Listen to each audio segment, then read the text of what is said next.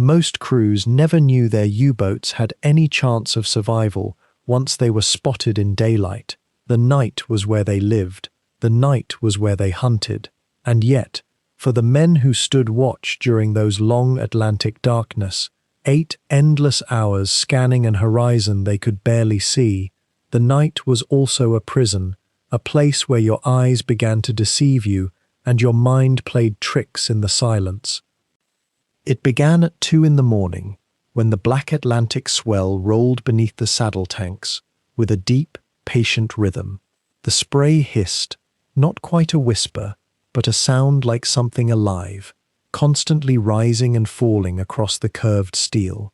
A lookout standing on the narrow railing of the U-boat's bridge, feet locked against the cold, his oilskin jacket salt-stiffened and heavy, would feel that spray every few seconds, cold and sharp against his face.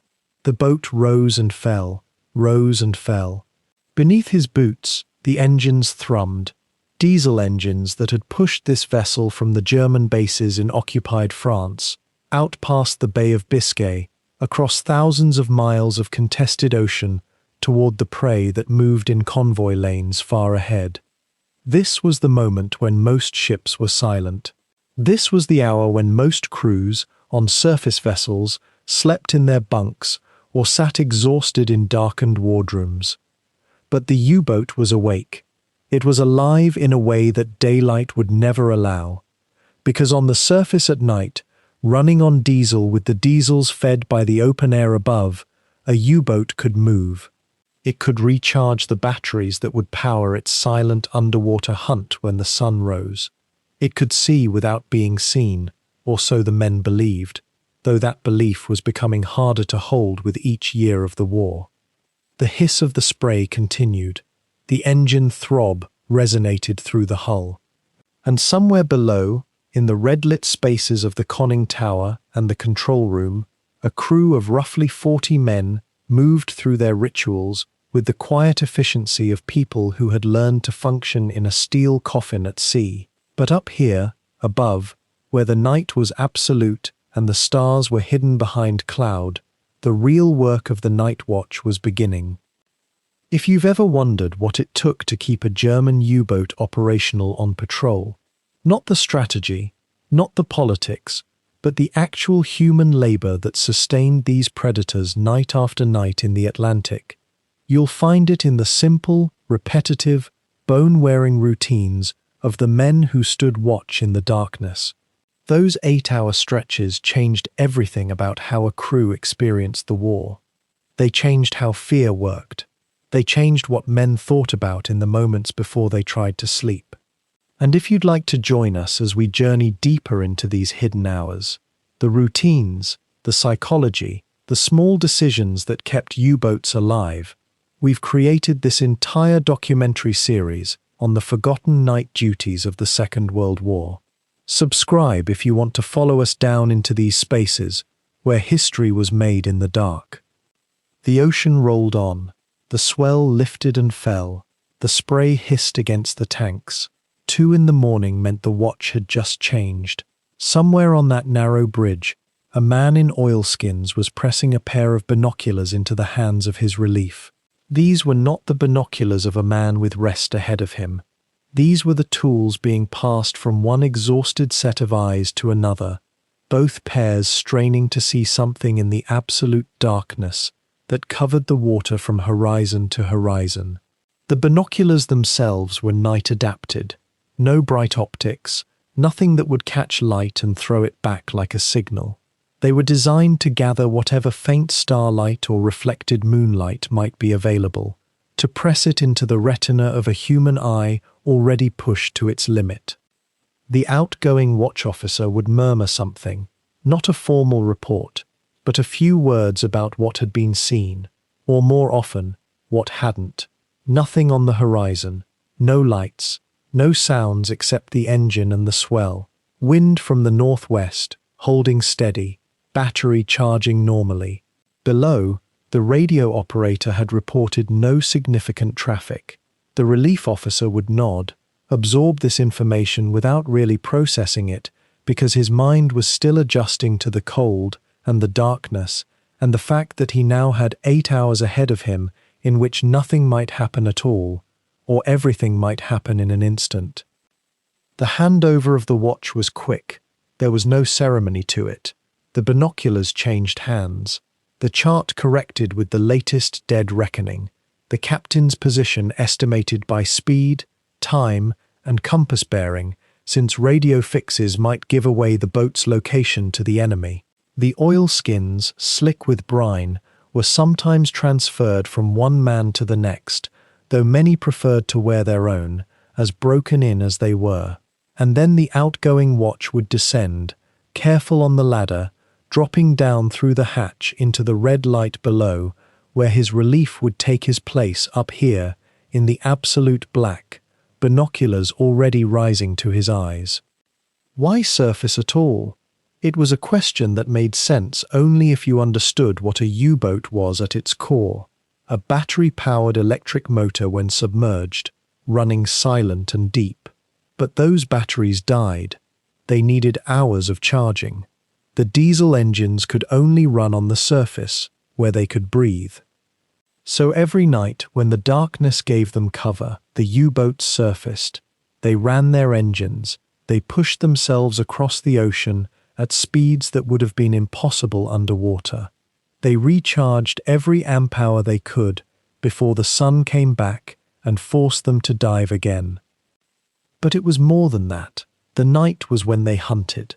The night was when convoys were most vulnerable, when escort ships had their searchlights pointed down at their own ships, blinding themselves to the darkness outside their small circles of light. When you could approach a convoy on the surface, when you could shadow it for hours, matching its course and speed, staying just outside the range of visual detection, when you could wait for the moment to attack. All of this depended on the men on the bridge. All of it depended on 8 hours of watching.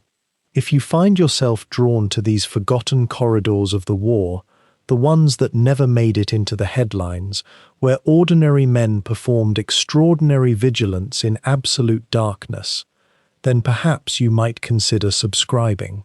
What we're building here is a collection of stories not about the grand strategies or the celebrated victories, but about the actual texture of wartime existence, the small hours, the sensations, the accumulated wear on men's bodies and minds as they undertook their routines in spaces most of us will never inhabit. Each episode in this series ventures into a different pocket of WW2's hidden life, those 8-hour stretches where nothing officially happened and yet everything depended on it, the night watch, the radio room during a silent vigil, the engine room's perpetual tending. These are the moments that shaped outcomes in ways the participants themselves could scarcely measure.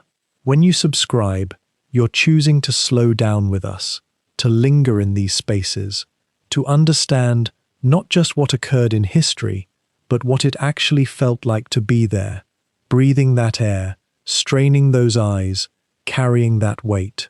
We research each episode deeply, speaking with historians, consulting primary accounts, cross-referencing logs and letters to build a picture as accurate and evocative as possible.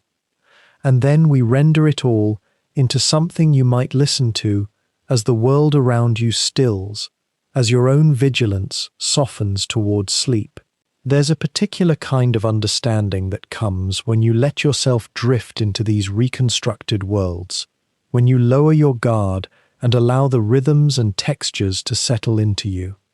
History doesn't have to be distant or clinical. It can be intimate. It can be something you inhabit rather than merely learn about. So yes, if these depths call to you, subscribe. Join us as we descend into the routines, the disciplines, the quiet terrors and small mercies of wartime labor. The stories are always here, waiting in the dark, ready to be told at the pace they deserve. It is the autumn of 1941, and somewhere in the vast, grinding darkness of the mid-Atlantic, a Type Phi U-boat has surfaced. Her diesel engines rumble and wheeze as they draw air into the cramped hull below, and the twin screws push her forward at a steady 12 knots through waters that reflect nothing of the starlight above. To anyone watching from a distance, though no one is watching, or so the crew hopes, she would appear as nothing more than a low, dark scar upon the black water, a smudge of shadow against shadow.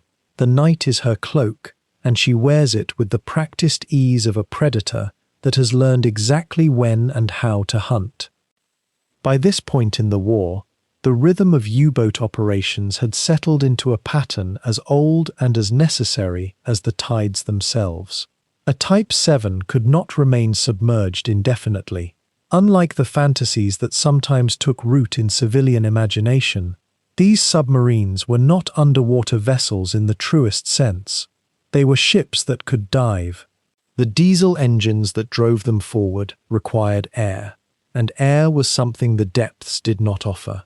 The submarine's greatest strength, her invisibility beneath the waves, came at a profound cost. The diesel engines that made her swift and powerful would suffocate without oxygen.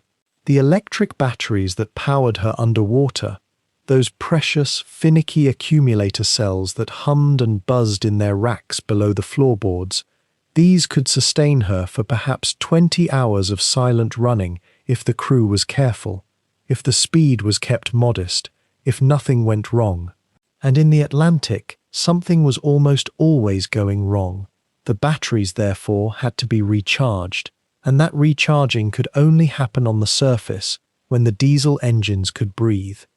Thus, the night became the U-boat's sanctuary. As twilight drained from the western sky and the stars emerged in their millions, the submarine would shrug off the concealment of the depths and rise. The water would stream from her hull and saddle tanks, that distinctive bulging structure along her sides that gave the boat its characteristic silhouette. The conning tower hatch would crack open with a sound like a seal being broken, and fresh, salt-laden Atlantic air would pour in, pushing out the stale breath of 50 men compressed in a space barely larger than a railway carriage. Within minutes, the diesels would roar to life, those magnificent Germania-Werft engines that could push the boat through the water faster than any submarine pursuing her could follow on battery alone. The dynamos coupled to those engines would begin their steady, patient work of recharging the batteries, filling the accumulator cells with electrical potential, restoring to the boat the reserves of power she would need when the sun rose and she was forced to slip beneath the waves again, to become silent, to become invisible. The waters in question during these years, 1941 through 1943, were among the most contested and the most dangerous in the entire war at sea. The North Atlantic, that vast grey frontier where cold currents collided with storm systems that seemed to form and reform with malevolent intention, was where the Battle of the Atlantic truly lived. To the east lay Ireland and Britain. To the west, thousands of miles away, lay the coast of Canada and the United States. In between stretched the great convoys, those slow-moving caravans of merchant vessels that carried the lifeblood of empire and war, grain and petroleum, steel and ammunition, rubber and tin. These convoys moved according to schedule, on routes that were as fixed as any highway, and the U-boats knew this. The U-boats had learned to read the patterns of the ocean as a skilled reader might absorb the patterns of language. They understood where the convoys gathered before departing, what times of month were most productive, how the phases of the moon and the depth of the tide affected the chances of a kill. The boat herself, riding high in the water with her tanks blown dry, would be a curious sight in these hours between sunset and dawn. She would sit perhaps 3 meters above the waterline at her hull's deepest point, her conning tower rising another 6 meters or so, a lean and lethal wedge of steel and brass and plexiglass. To a casual observer on another ship, she might have resembled a small surface vessel of unusual design, perhaps a minesweeper, perhaps a patrol boat, but there was something not quite right about her proportions, a suggestion of predatory intelligence in her lines that would have set any experienced sailor's teeth on edge. Her exterior was neither painted nor polished, but rather left in the dull grey-green of untreated steel, a colour that seemed to absorb whatever light touched it and give back nothing in return. Along her sides, salt water and rust had begun their slow work of aging her, even as she was still young. The ocean kept no vessel pristine for long. The boat was moving deeper into her patrol area as this night deepened, following the invisible highway that the High Command had indicated through the radio messages that had come before she left her base in France. The officers and men aboard had committed these coordinates to memory or to their carefully maintained logs. They knew, with the particular knowledge that comes from months or years of hunting, where the prey was likely to be. They had received reports, sometimes recent, sometimes already days old, of convoy movements, of damaged vessels, of areas where the escorts had grown thin or distracted. The war had taught the U-boat service that information, like air and like batteries, was a resource that required constant replenishment. Without it, a boat might spend weeks on patrol and see nothing but empty ocean and stars. With it, that same boat might find herself in the midst of a convoy, running behind slow merchant ships that had nowhere to hide, nowhere to run. But all of that lay ahead, perhaps. For now, the boat was in transit. She was crossing the emptiness between known information and hoped-for contact. And the night watch had begun, the long rotation of men who would spend the next 8 hours scanning the darkness for any shape that might be prey or danger, listening to the engines drone, feeling the Atlantic's pulse beneath the hull. Somewhere below decks, other men were at work too, men whose watches were just as long, just as demanding, but whose labor took place entirely in shadow and artificial light. But it was the men topside, the men on the bridge, with their binoculars and their acute hearing and their nerves stretched taut as wireless cables, who held the boat's fate in their hands. It was their vigilance, their attention, their moment-to-moment awareness of the boundary between water and air and sky that would determine whether the night brought success or catastrophe. The conning tower itself was perhaps the most exposed and unforgiving space on the entire boat. Picture yourself climbing up through the tower's narrow access hatch on a night when the Atlantic swells were running shoulder high and the wind had teeth to it. The first thing that would strike you, even before the cold air found its way beneath your collar, was the smell, that thick, layered smell that no amount of time would ever quite let you ignore. Diesel exhaust, sharp and acrid, mingling with the salt spray and something deeper, something almost organic, the accumulated scent of unwashed men living in an impossibly crowded iron cylinder for weeks or months at a time. There was no place to wash properly, fresh water was rationed, and so the smell became part of the boat itself, embedded in the fabric of the uniforms, in the hair, in the very pores of every man aboard. The tower walls around you were cold steel, painted a dull grey that seemed to absorb what little light existed. Your gloved hands, gripping the brass rail as another swell rolled beneath the hull, would find the metal rigid and almost hostile, dripping with condensation and spray. The wind up there had a voice. It would moan across the saddle tanks and through the periscope shears with a sound like something caught, and the boat's motion, that rolling, climbing, dropping motion, was far more pronounced at the top of the tower than anywhere else below deck. Men got seasick up there, though they would never admit it, and some of the younger sailors would grip those rails and breathe through their teeth until the nausea passed. Below the tower, in the cramped interior spaces, the conditions told a different story entirely, though perhaps not a more comfortable one. The red lighting that bathed everything created an atmosphere almost dreamlike, certainly otherworldly. Thick crimson bulbs fitted into the few fixtures that existed, casting the faces of men in shades of old blood and shadow. This was deliberate and essential. White light would destroy night vision in an instant. If a man had spent 2 hours on the bridge, straining his eyes into the absolute darkness, his pupils expanded to their widest, every rod cell in his retinas primed to detect the faintest hint of a distant ship or aircraft. One glimpse of white electric light would erase all of that adaptation in seconds. He would be blind in the darkness again, useless to the watch, and so the boat operated on red, a light that allowed the men moving through her passages and compartments to see just enough to function, while preserving the night vision of those who would soon climb topside. The red cast everything in a hue that felt submerged, as if the entire boat were existing underwater even while it ran on the surface. It created an oddly timeless quality. How much time had passed? An hour or 3? Down here there were no windows, no way to judge the progression of the night, except by the clock and by the subtle shifts in the men's behavior as fatigue accumulated.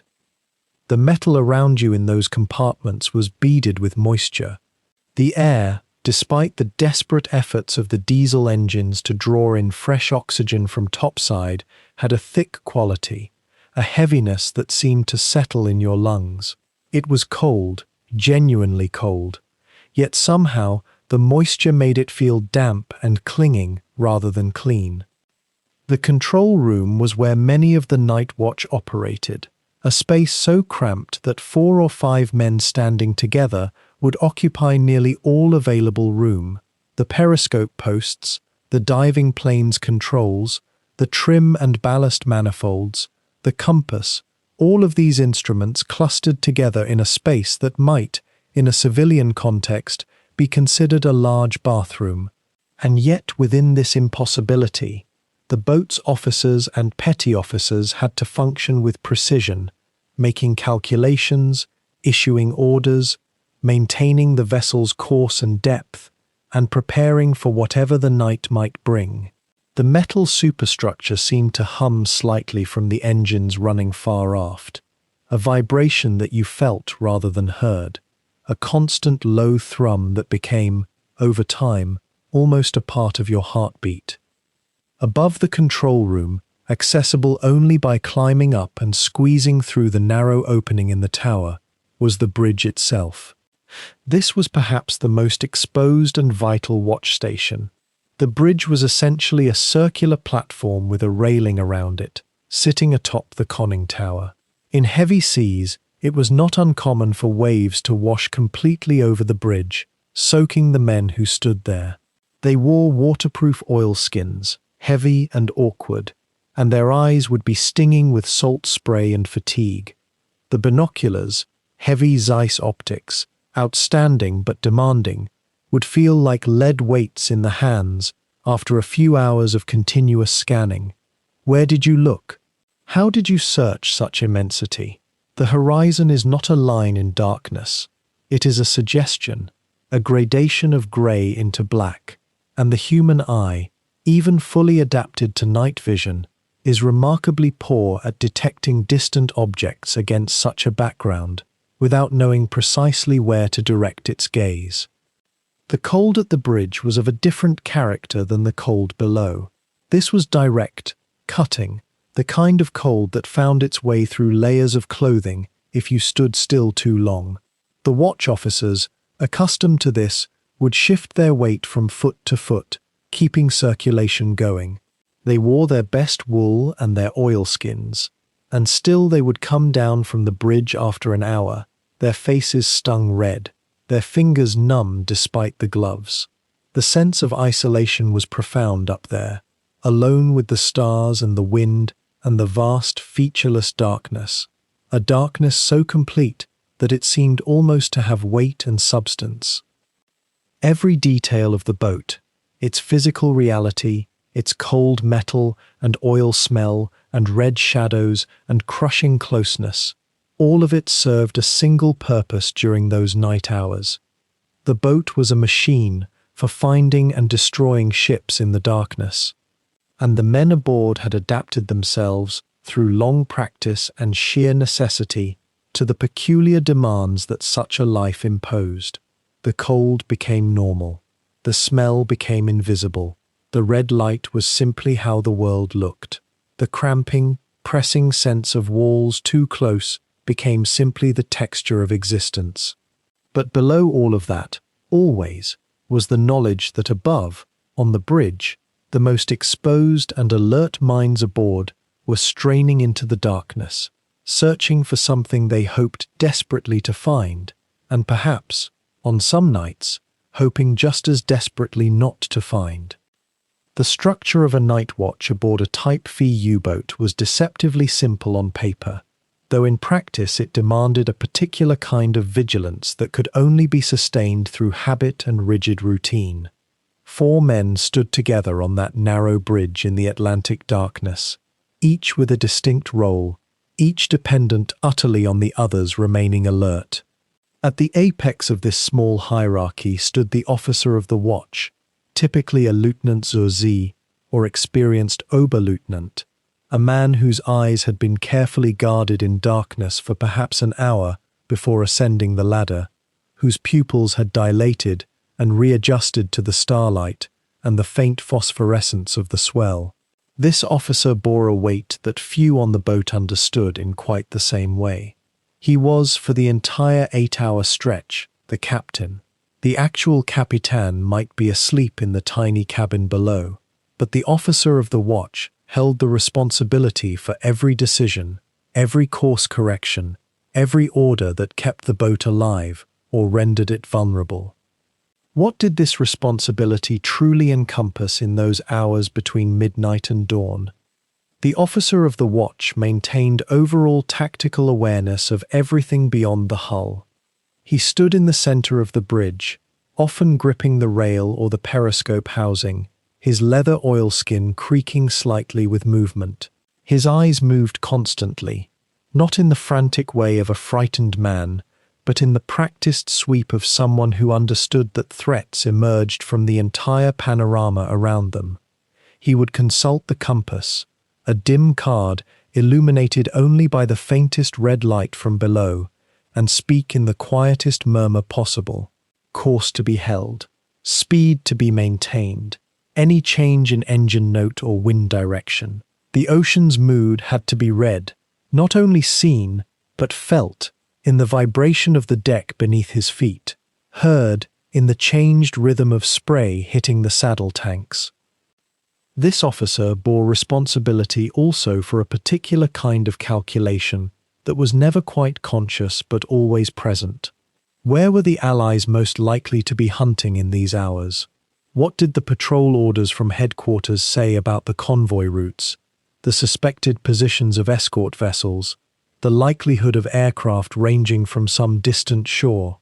The darkness was indeed a friend to the U-boat, yet it was also a darkness shared with enemies, and a prudent officer of the watch remained aware that that darkness could conceal not only his own boat, but also a British corvette or an American destroyer escort, traveling silent and without lights, hoping as he hoped to catch a submarine unaware.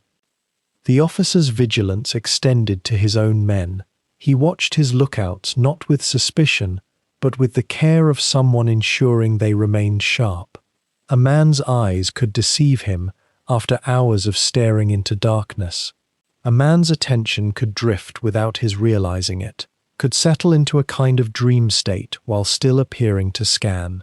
The officer would sometimes ask a lookout what he saw in a particular sector, testing the depth of his attention, speaking so quietly that the words seemed almost a thought shared between them, rather than an order. He would rotate the men periodically, bring a fresh pair of eyes from below to replace one who had been straining for too long. This was not mercy, though it felt kind. It was simply the acknowledgement that human attention has limits, and that a blinded moment was a moment in which death could arrive. The officer of the watch also managed the boat's dialogue with the sea itself. He monitored the depth carefully, always aware of the contours of the ocean floor beneath them, always prepared for the moment when they would need to dive. He felt the wind in the way it pressed against his body, and heard it in the changed whisper across the periscope standards. He knew the difference between the sound of the sea in a calm mood and the restless anger of an approaching squall. Many officers developed an almost preternatural sense for the Atlantic's temperament, could predict a change in weather by subtle shifts in color or the behavior of the swell, much as a sailor of an earlier age might have done. Was this sixth sense, or simply the accumulated experience of months spent on these bridges?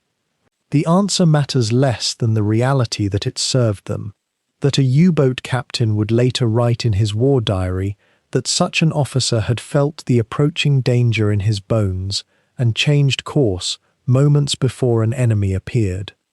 The night watch rotations themselves operated according to strict protocol. 4 hours seemed to be the ideal duration for a man to maintain full alertness under such conditions, though officers on crowded boats with limited personnel sometimes stretched this to 5 or 6. 8 hours was the outer limit of what the Kriegsmarine deemed acceptable for a full watch rotation, and this was typically divided among multiple officers sharing the responsibility. The watch below, those not currently on the bridge, used this time to complete their various duties. The diesel engineers checking fuel levels and filter pressures, the radio operators monitoring the static-laden frequencies for messages from headquarters, the navigator updating charts by the light of a single shaded lamp, the torpedomen inspecting the firing mechanisms by rote and memory. The rhythm of the submarine became a rhythm of relief and return, a pendulum of wakefulness and the kind of rest one could find in the narrow bunk spaces stacked 3 high throughout the boat's interior. What sustained a man through 8 hours of bridge watch in the cold and the dark? The answer involved more than endurance. It involved the knowledge that thousands of lives depended on his steadiness, both the lives of his own crew and, in a terrible calculus that wartime demanded, the lives of the men aboard whatever ship might cross his boat's path. The officer of the watch understood this, in the way that a soldier understands the weight of command, not as a thought that consumed him, but as a fact that shaped every muscle in his body, every fraction of attention he devoted to the darkness. Perhaps he thought of his family on some distant shore of the Reich.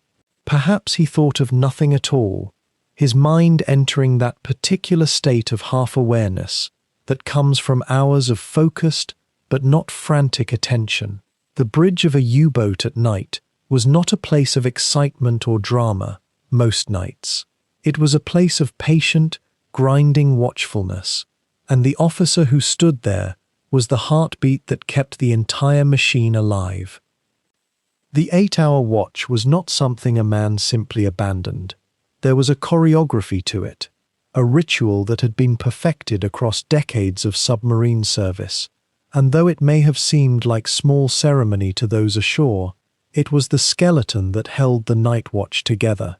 Around 4 in the morning, give or take depending on the season and latitude, the next watch would already be stirring below, pulling themselves from bunks that still held the warmth of the man who had only just vacated them.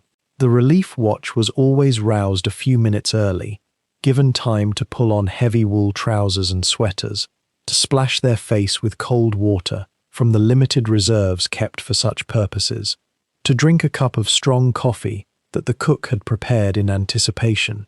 They needed to be awake, truly awake, before they climbed the ladder into the salt-stung darkness. When the relief watch officer reached the conning tower, he did not simply tap the current officer on the shoulder. The ritual called for something quieter, more deliberate. The officer about to be relieved would sense the presence first, the scrape of boots on the metal rungs, the soft shuffle of oilskins. He would turn slightly, still keeping his eyes fixed on the horizon, still maintaining his vigil over that empty stretch of black water and blacker sky. The new officer would approach and stand for a moment in the shared space, both men still watching, still listening. This was not a moment for haste. This was the joining of one consciousness to another, one long stretch of alertness to the next.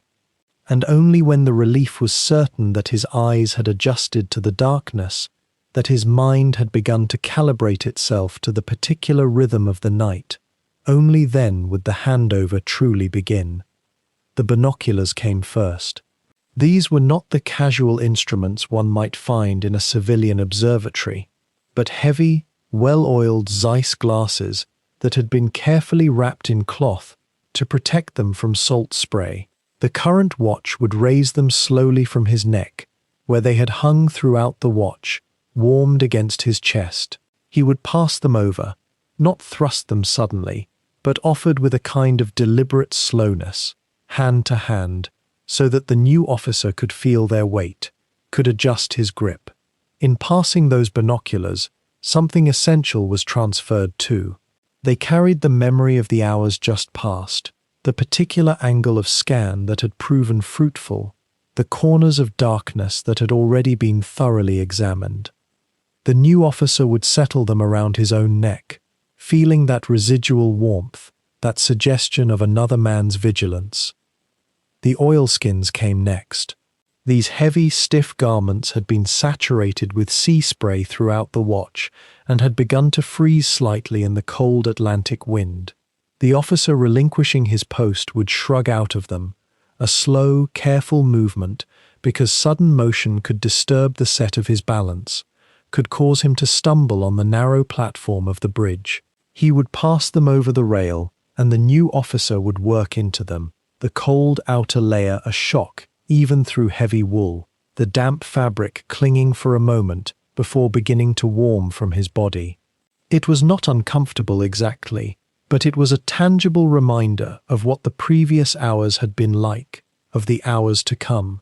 You were putting on not just a garment, but a responsibility that had only just been shed by another man's shoulders. And now came the report. Here was where the ritual became almost whispered, where voices dropped to the barest murmur, even though there was no one to overhear on the open bridge, except the other lookouts, who were focused on their own assigned sectors of sky and sea. The outgoing watch officer would turn slightly toward his replacement and speak in low, measured tones. He might say something like, "Visibility clear to starboard, some cloud building on the port bow, nothing on the horizon for 2 hours now, engines running steady, batteries charging well." The information was minimal, but essential. It was a transfer of the tactical picture, a handing off of the particular character of the night, as it had unfolded during those 8 hours. Sometimes there would be more, warnings about slight changes in sea state, comments about the quality of the diesel fumes, mentions of whether radio traffic had been active below or quiet. The new officer would listen with close attention, nodding slightly, his eyes still checking the horizon, even as his mind was absorbing these details. There might be a pause, a moment where both men simply stood together, both looking outward, both feeling the weight of the Atlantic around them, the vast indifference of the dark water.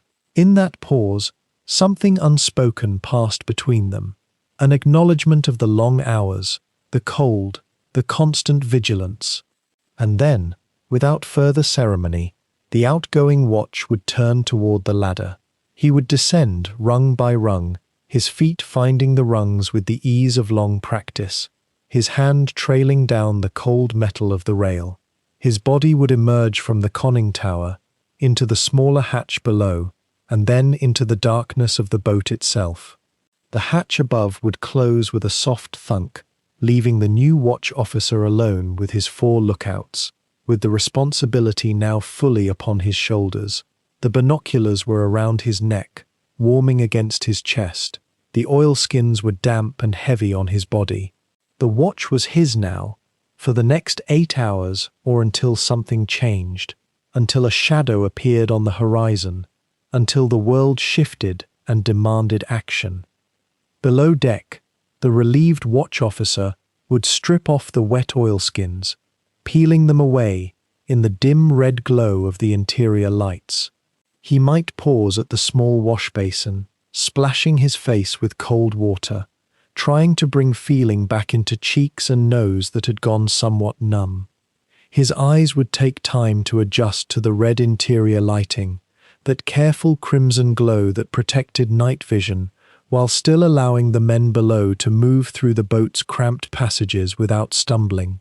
For a moment he would simply stand, feeling the relief of surrendering the responsibility, the pressure of 8 hours of constant awareness finally releasing from his shoulders.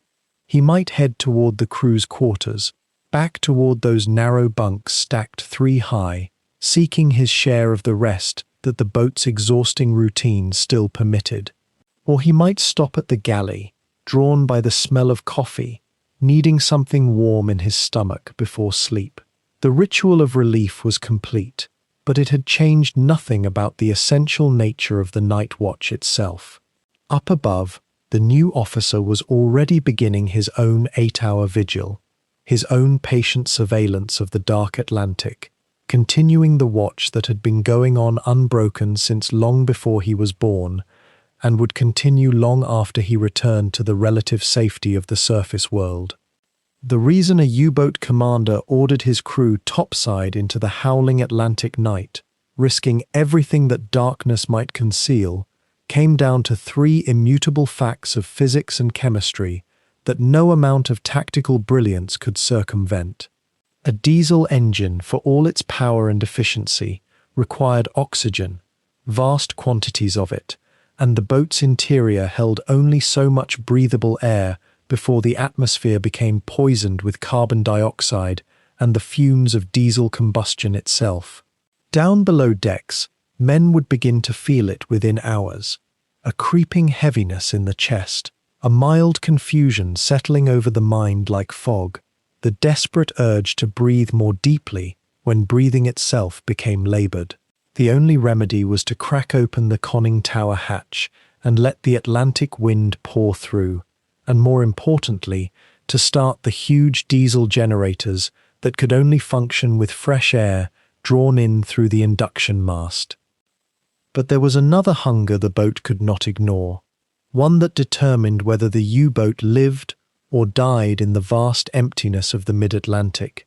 The batteries, vast arrays of lead-acid cells stacked beneath the crew's feet in sealed compartments, held the submarine's only hope of remaining submerged during daylight hours. These batteries provided the electrical power to turn the electric motors that would drag the boat silently beneath the surface, away from the eyes of aircraft and the depth charges that followed. Yet batteries could not remain charged indefinitely. They depleted with every hour spent underwater, with every mile traveled in silence beneath the waves. And unlike modern batteries with their mysterious chemistry and invisible charge states, these were mechanical beasts whose condition could be measured, calculated, understood. A captain knew precisely how many hours of submerged running remained in the cells, and he knew that when night fell, when the darkness turned the ocean surface into a place where a U-boat became nearly invisible to the human eye, it was time to rise and recharge them. The diesel engines would rumble to life, and immediately the boat would begin to transform. From a submersed predator, moving at 3 knots through the depths, it became a surface vessel again, vulnerable and exposed but infinitely more capable. The generators would spin, drawing electrical current into those patient batteries, slowly replenishing what had been consumed during the daylight hours of waiting. How long this charging would take varied, perhaps 4 hours, perhaps 6, depending on how deeply the batteries had been depleted and how aggressively the captain dared push the generators without creating too much heat and smoke. It was a careful calculation, a balance between the boat's electrical needs and the perpetual enemy, time itself. The longer a U-boat remained on the surface, the greater the risk.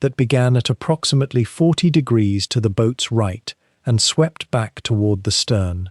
His counterpart on the port side mirrored this responsibility, claiming the left. They did not stare. This was perhaps the most crucial discipline taught to new lookouts, whispered to them during those first nervous watches when adrenaline and cold made every nerve scream for vigilance. To stare was to invite a peculiar blindness. The human eye, fixed upon one point for more than a few seconds, begins to lose definition at the periphery. Details soften. Movement becomes invisible. A ship's silhouette, a smudge of smoke, the faint gleam of a masthead light, all of these could vanish into a tunnel of focused attention. Instead, the lookouts practiced what might be called a wandering scan, a gentle, almost restless movement of the eyes that covered their assigned sectors in overlapping passes, lingering nowhere for more than 2 or 3 heartbeats before moving onward. They had been trained to think of their eyes not as cameras seeking a fixed image, but as sweepers, searching for anything that broke the natural pattern of darkness and starlight and the faint phosphorescence of wave crests. The horizon itself was the most important line, the thinnest boundary between sky and water, because it was there that a ship would first appear. The top of a mast, the soft smudge of a funnel, catching what little ambient light remained. A lookout who trained his gaze only on the infinite middle distance of the sea would miss the target entirely. The eye needed constantly to slide from the furthest visible horizon inward, then outward again, never settling, never assuming it had already checked any particular section. This systematic searching had emerged, over the years of the war, from hard lessons.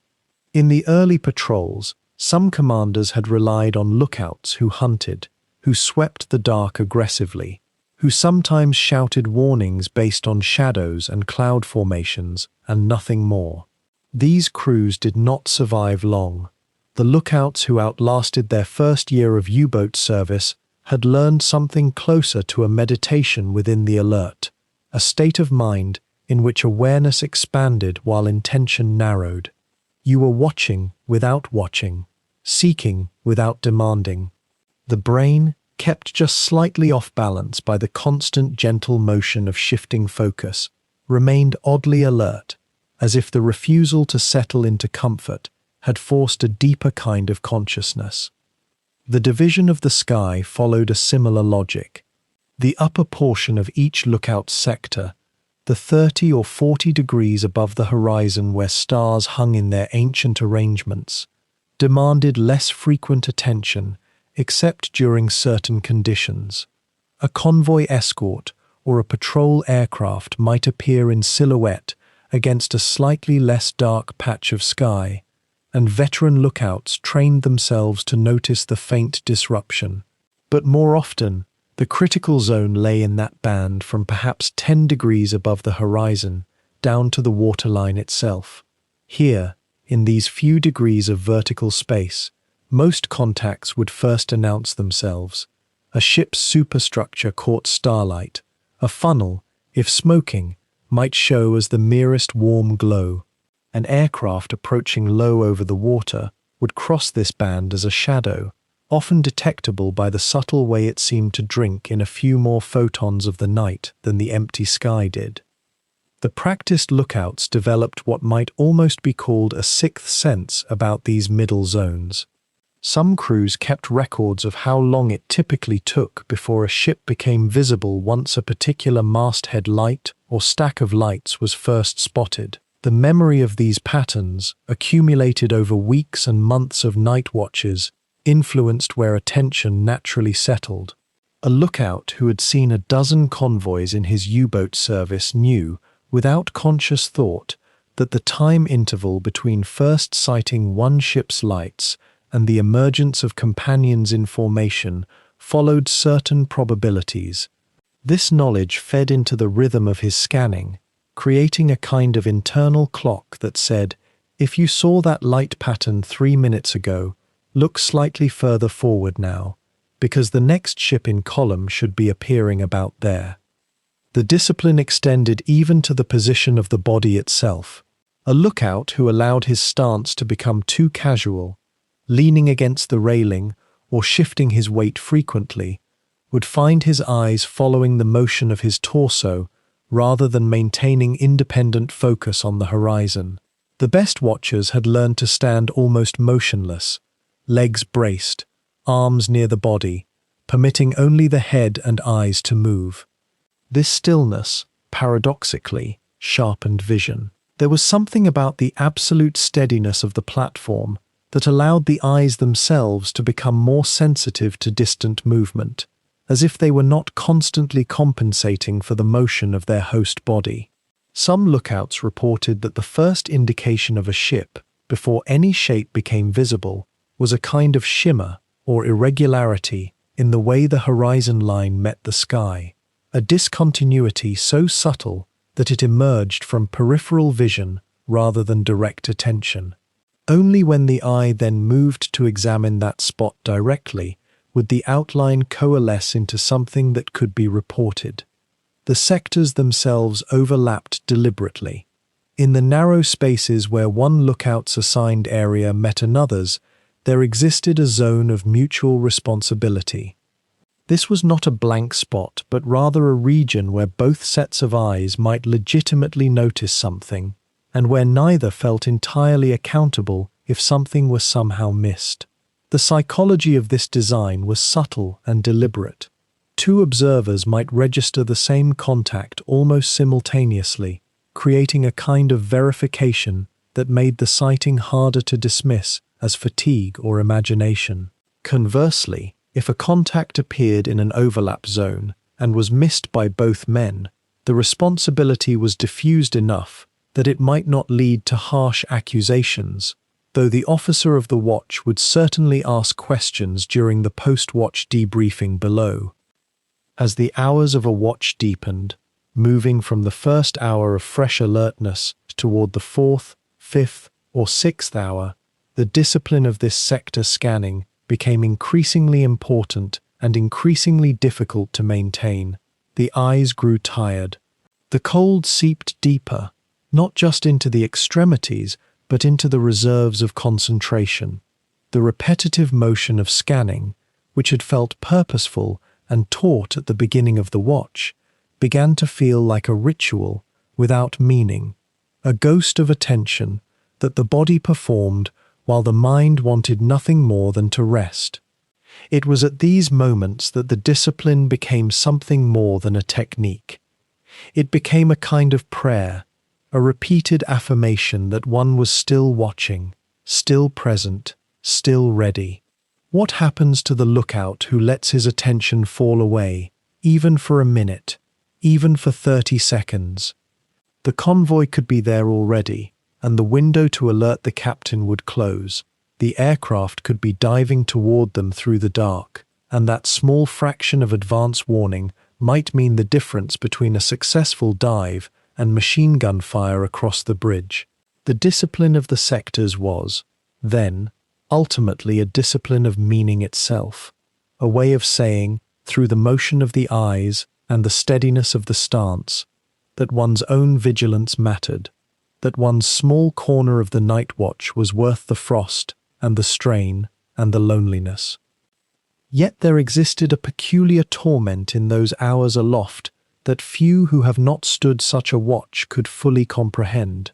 The human eye, that remarkable organ shaped by millennia of daylight hunting and nocturnal vigilance around fires, rebels against the featureless dark when asked to remain locked in place, strained and unblinking, for 8 continuous hours. A lookout standing at the rail of a U-boat's bridge in the Atlantic night did not simply gaze into emptiness. He entered into a struggle, intimate and exhausting, against the very architecture of his own vision. Picture the moment after a man had been posted to his sector of sky and sea. The first minutes were almost easy. His pupils, already dilated in the red-lit interior of the boat, adjusted further as he climbed into the open air and the cold darkness enveloped him. The brain, flooded with adrenaline and the sharp awareness of duty, focused with almost fierce intensity on the assigned field. A 45-degree wedge of ocean and sky, perhaps, or the low horizon above the port bow. The muscles around his eyes tensed slightly, ready to catch movement, ready to sound the alarm that might mean survival. But time, that silent accomplice, worked against him with relentless patience. After the first 30 or 40 minutes, the novelty dissolved. The brain, ever efficient, sought to conserve energy. The eyes began to waver, not from physical weakness alone, but from a deeper neurological need. When a space contains no stimulus, no movement, no light, the visual system enters what researchers would later term a state of progressive degradation. The focused beam of attention begins to waver, as though the mind is asking itself, again and again, why it should remain so vigilant over an expanse that offers nothing. This created what veterans called the fog of the dark watch. The lookout found himself staring intently, yet simultaneously falling into a trance-like state. His eyes remained open, seemingly alert, but his conscious awareness had begun to drift. Some men reported a strange dissociation, as though they were watching themselves watch the horizon. Others described a creeping numbness, a sense that their eyes might be looking directly at something and still fail to comprehend it. How many ships had passed unnoticed because a fatigued lookout had gazed right through them, his visual cortex simply unable to process a shape that violated no immediate pattern. The sailors learned, through trial and error and the hard currency of lost vessels, a counterintuitive discipline. They learned not to stare. Instead, they developed a technique that seemed almost to contradict the purpose of the watch itself. Rather than locking their gaze on a single point or sweeping it mechanically across their sector, experienced lookouts learned to trust what neuroscientists would call peripheral vision, the less conscious, more reactive perceptual field that surrounds the focused center of sight. The peripheral vision, that evolutionary relic, inherited from creatures who needed to sense predators while attending to immediate tasks, possessed a remarkable sensitivity to movement. It detected changes in light, motion, alterations in the familiar landscape of darkness and sea. A lookout would therefore adopt a stance that, to an untrained observer, appeared almost slack. He would relax his eyes, fixing them upon a point perhaps slightly above or beside the area of greatest concern, allowing his gaze to remain soft and mobile, rather than locked. This produced a paradoxical result. The more he resisted the urge to stare, the more effective his watch became. The eyes, freed from the cognitive burden of sustained focus, could actually register faint contrasts and movements with greater sensitivity. A distant ship's masthead light, invisible to direct staring, might suddenly announce itself to peripheral awareness. A change in the texture of the horizon, the subtle emergence of a silhouette, registered as intuitive alarm rather than conscious recognition. But this discipline came at a psychological cost that accumulated across the endless hours. The mind, told not to focus, struggled against its own nature. To not stare at the dark was, in some sense, to abandon the illusion of control. A lookout had to relinquish the comfort of thinking he could see everything by looking hard enough. Instead, he had to develop a kind of trust in the architecture of his own senses, trust in a system of perception that operated below the threshold of conscious intention. This trust did not come easily to men whose lives depended upon their vigilance. Around the 4th hour of the watch, fatigue began its slow colonization of the body. The cold Atlantic air, though initially bracing, had begun to sap heat from the extremities. The lookout's fingers, wrapped around the cold metal of the railing, had gone numb. His legs, planted firmly in the swaying stance required to maintain balance on the narrow bridge, ached with a dull persistence. The wind, carrying spray and the scent of diesel, numbed his face and seemed to suck away any remaining alertness. And yet the mind, that strange organ, sometimes grew sharper even as the body weakened. Paradoxically, there existed a zone of optimal fatigue for the night watch, a threshold beyond simple alertness, but not yet into dangerous drowsiness, where the lookout's awareness became almost preternaturally acute. This zone could not be induced intentionally and often came unbidden, a gift of neurochemistry and the body's attempt to adapt. In this state, some men reported an almost meditative clarity, as though the exhaustion had burned away distraction and left only pure perception. Whether this was genuine heightened awareness or an hallucination born of exhaustion remained a question that no post-watch report could definitively answer. The psychological burden intensified precisely because nothing happened. If danger had appeared regularly, the watch would have offered a kind of structure, a series of events to punctuate the hours. But most nights produced nothing. No distant smoke, no shadow that resolved into a ship, no alarm to justify the sacrifice of sleep and comfort. A lookout would stand his 8 hours in perfect darkness, straining against his own neurology, learning not to stare while remaining desperately alert, only to be relieved and descend into the boat with nothing to report but empty sea and empty sky. Did this constitute a failed watch or a successful one? The ambiguity gnawed at the mind, creating a peculiar emotional texture, simultaneously relieved and deflated, grateful for safety, yet unsettled by meaninglessness. The cumulative effect of such watches, night after night, week after week, produced a particular kind of exhaustion that was not merely physical. It was an exhaustion of attention itself, a fatigue of the sense organs and the neural pathways that process their signals. Men who had stood many night watches developed 1,000 small habits to cope. The slight rocking of the body that helped maintain alertness, the silent counting of heartbeats to track time's passage, the imaginary division of the horizon into invisible grids that they mentally scanned. They developed, too, a kind of philosophical resignation, a quiet acceptance that the watch was both utterly essential and utterly tedious, that vigilance required the embrace of hours that might prove entirely empty of event.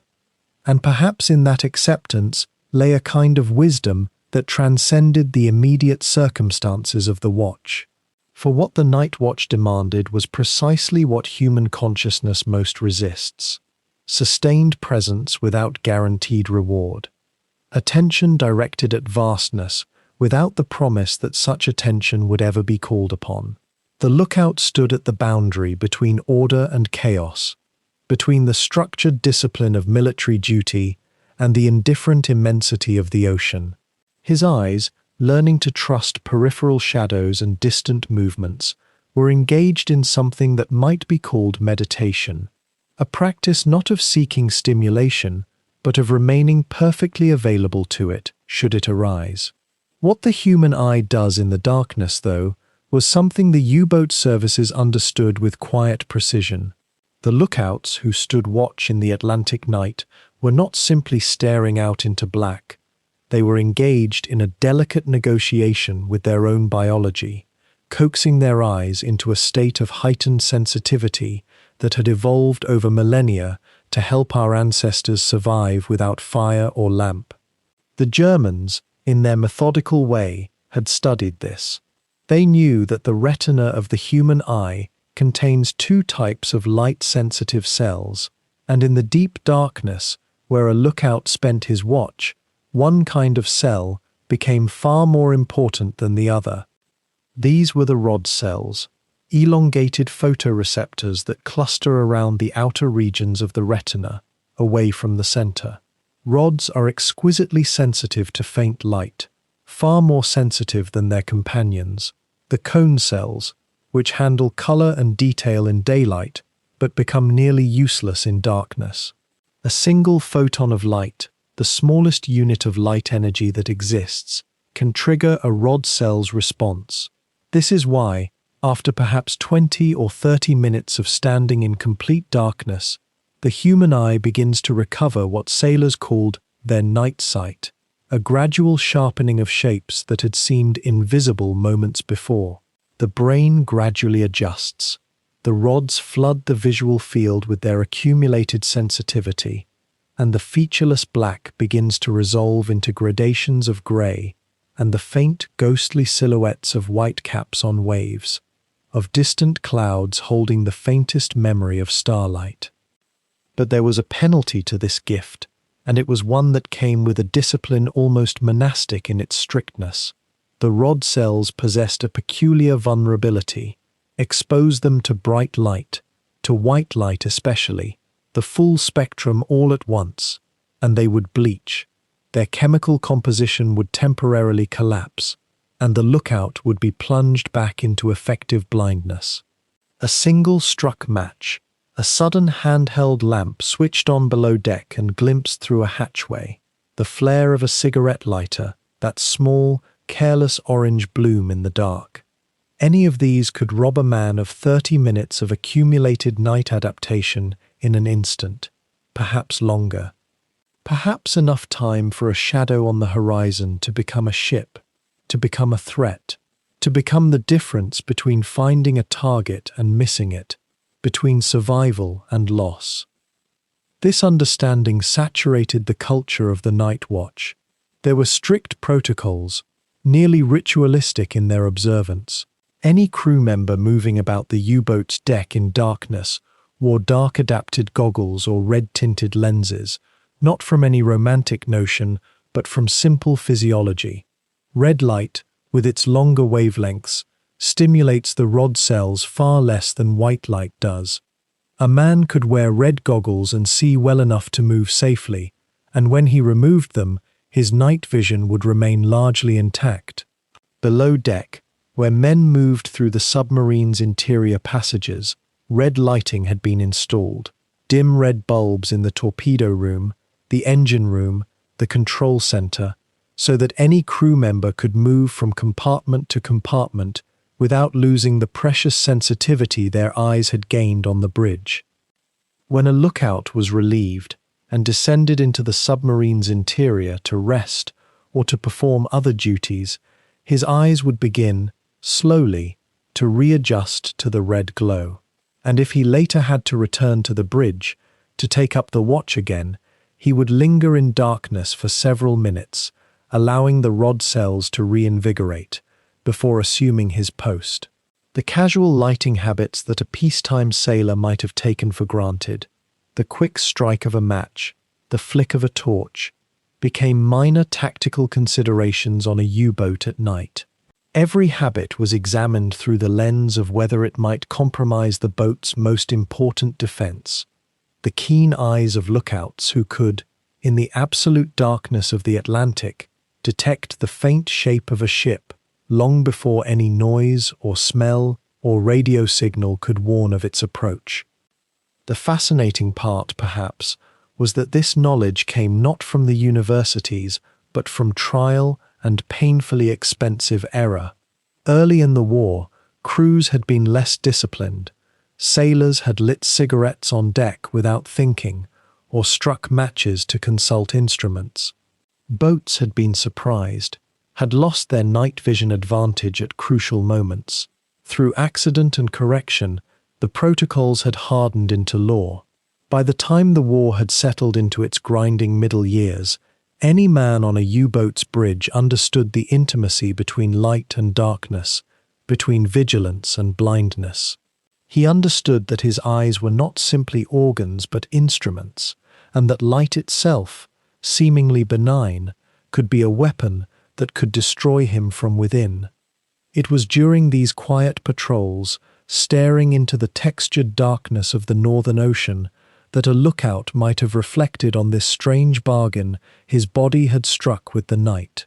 The rod cells beneath his retina were working in a state of heightened intensity. Their photopigment molecules bathed in sensitivity, waiting for the smallest disturbance of photons. He was conscious and alert, yes, but also he was cooperating with something older than his conscious mind, something evolutionary and ancient that wanted to see in darkness. And the discipline required, the avoidance of white light, the patience through those first minutes of adaptation, the trust in peripheral vision, this discipline was the price of that cooperation. To have night vision was to live on different terms with the darkness. To maintain it was to submit, for hours at a time, to a regime of habit and restraint. But a U-boat's night watch was never truly silent. It existed in a carefully layered acoustic environment, one that demanded constant listening even as the eyes strained across the dark water.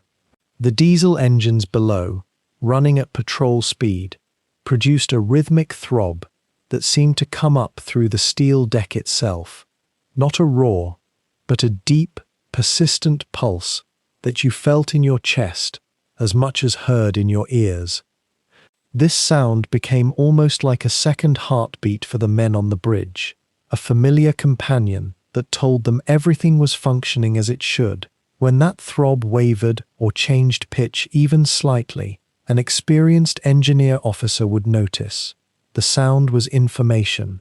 The sound was safety. Above that engine note, layered like an orchestra gradually tuning up, came the slap and hiss of the Atlantic swells against the hull. No two nights sounded quite the same on that account.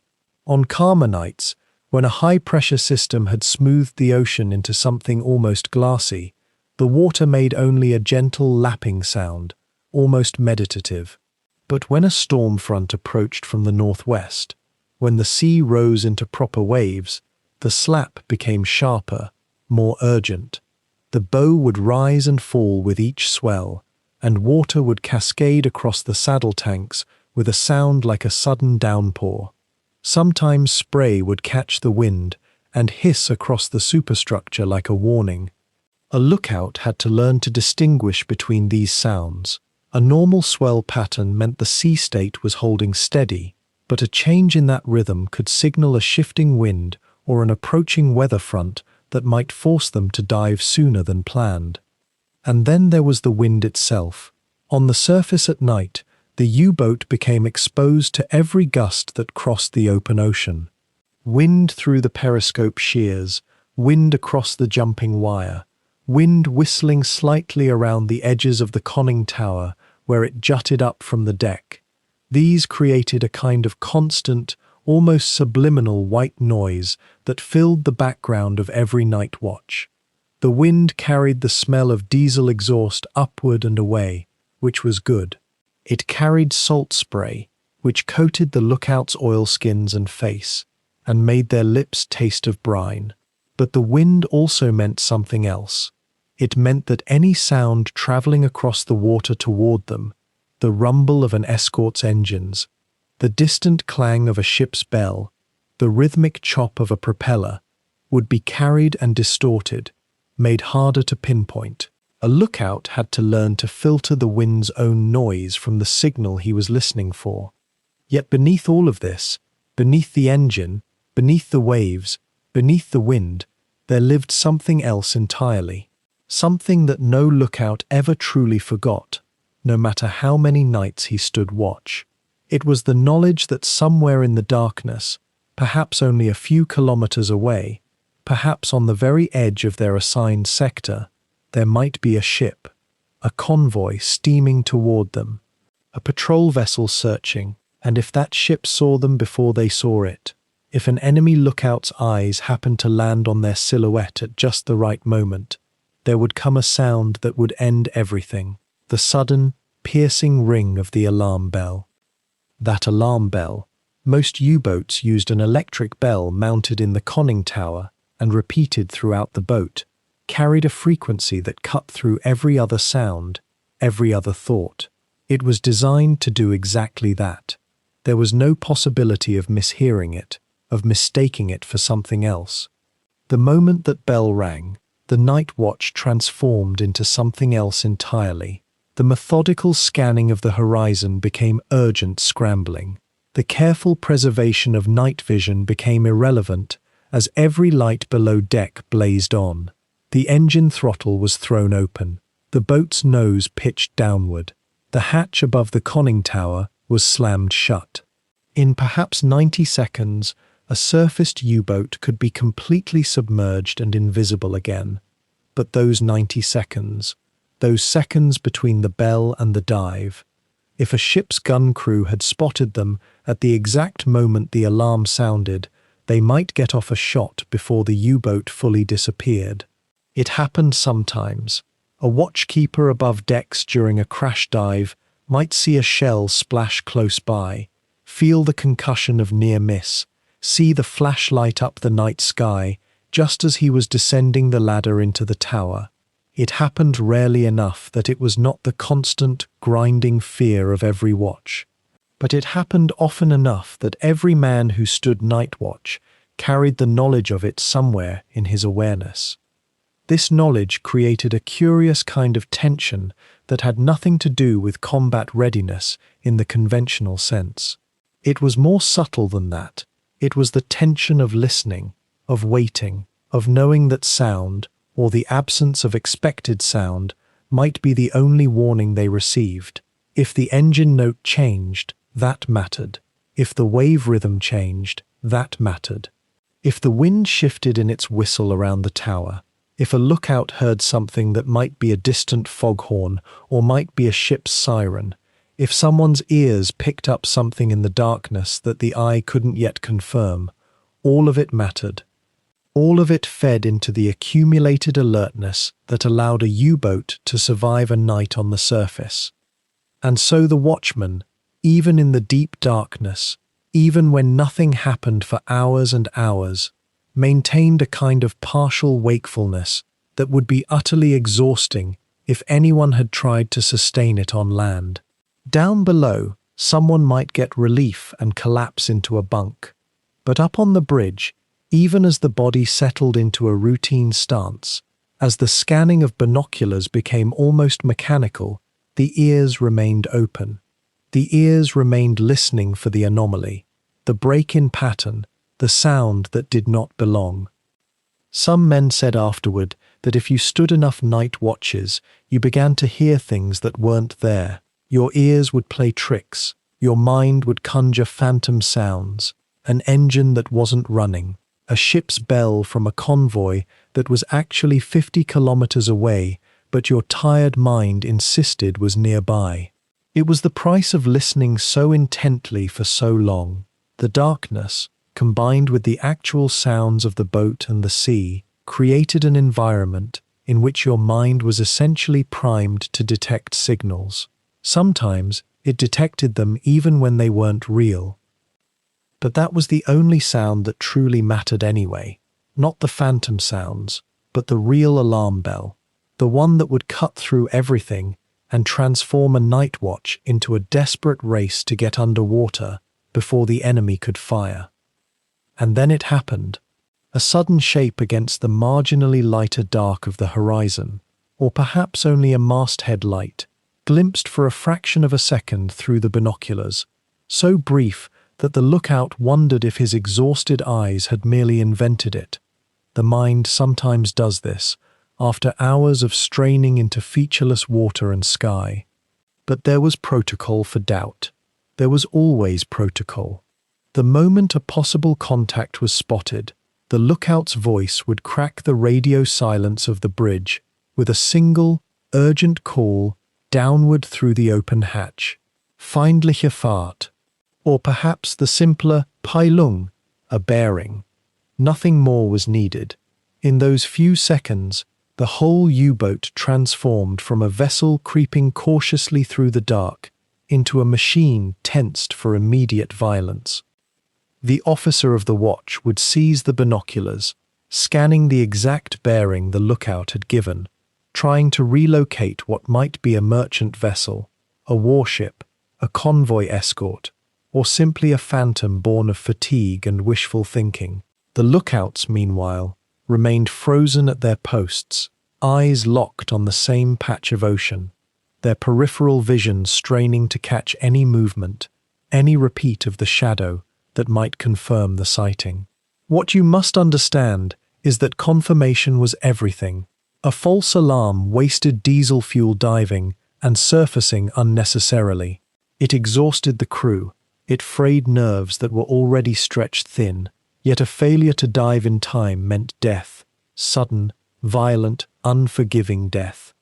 If the contact held, if a second lookout independently sighted the same bearing, then the officer of the watch would sound the alarm bell.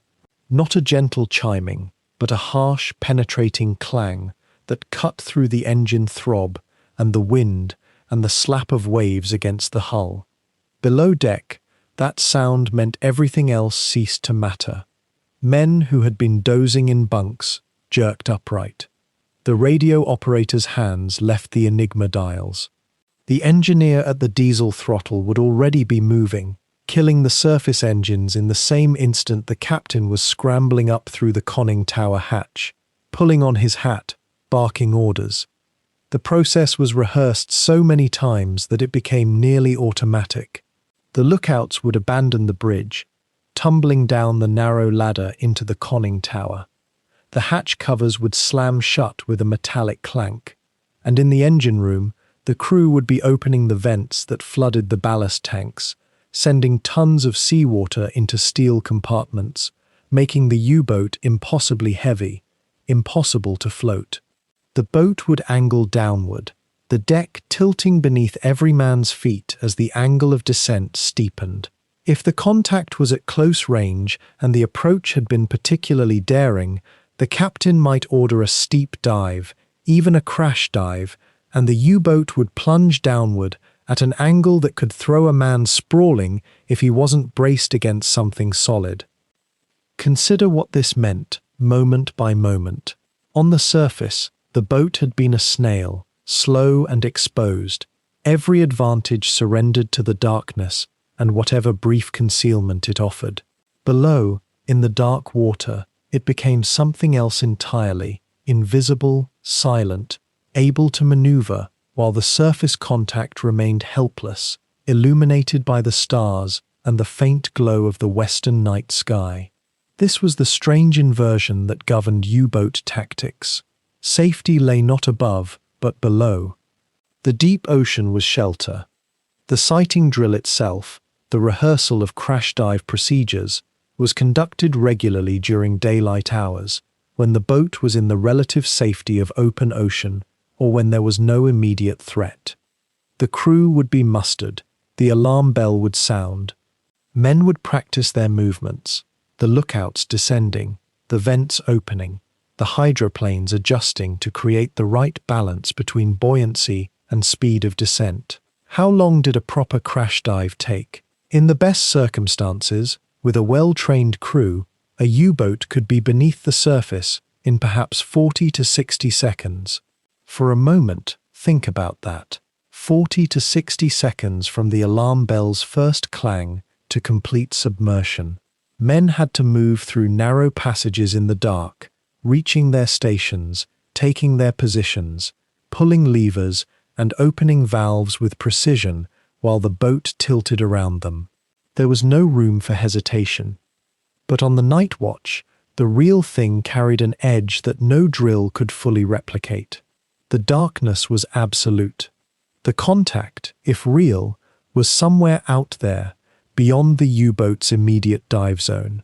The time it took to submerge would place the boat in extreme danger if the vessel above was, say, an escort destroyer equipped with listening gear, or the new radar that the Germans increasingly suspected their enemies possessed. The captain had to weigh the evidence in the seconds allowed him. Was this a genuine threat, or a trick of tired eyes and a weary mind seeking confirmation of dangers that might not exist? What if the shadow was nothing, a distant cloud formation reflected in the water, a whale's disturbance, a trick of the moonlight filtering through broken cloud? The boat would dive unnecessarily.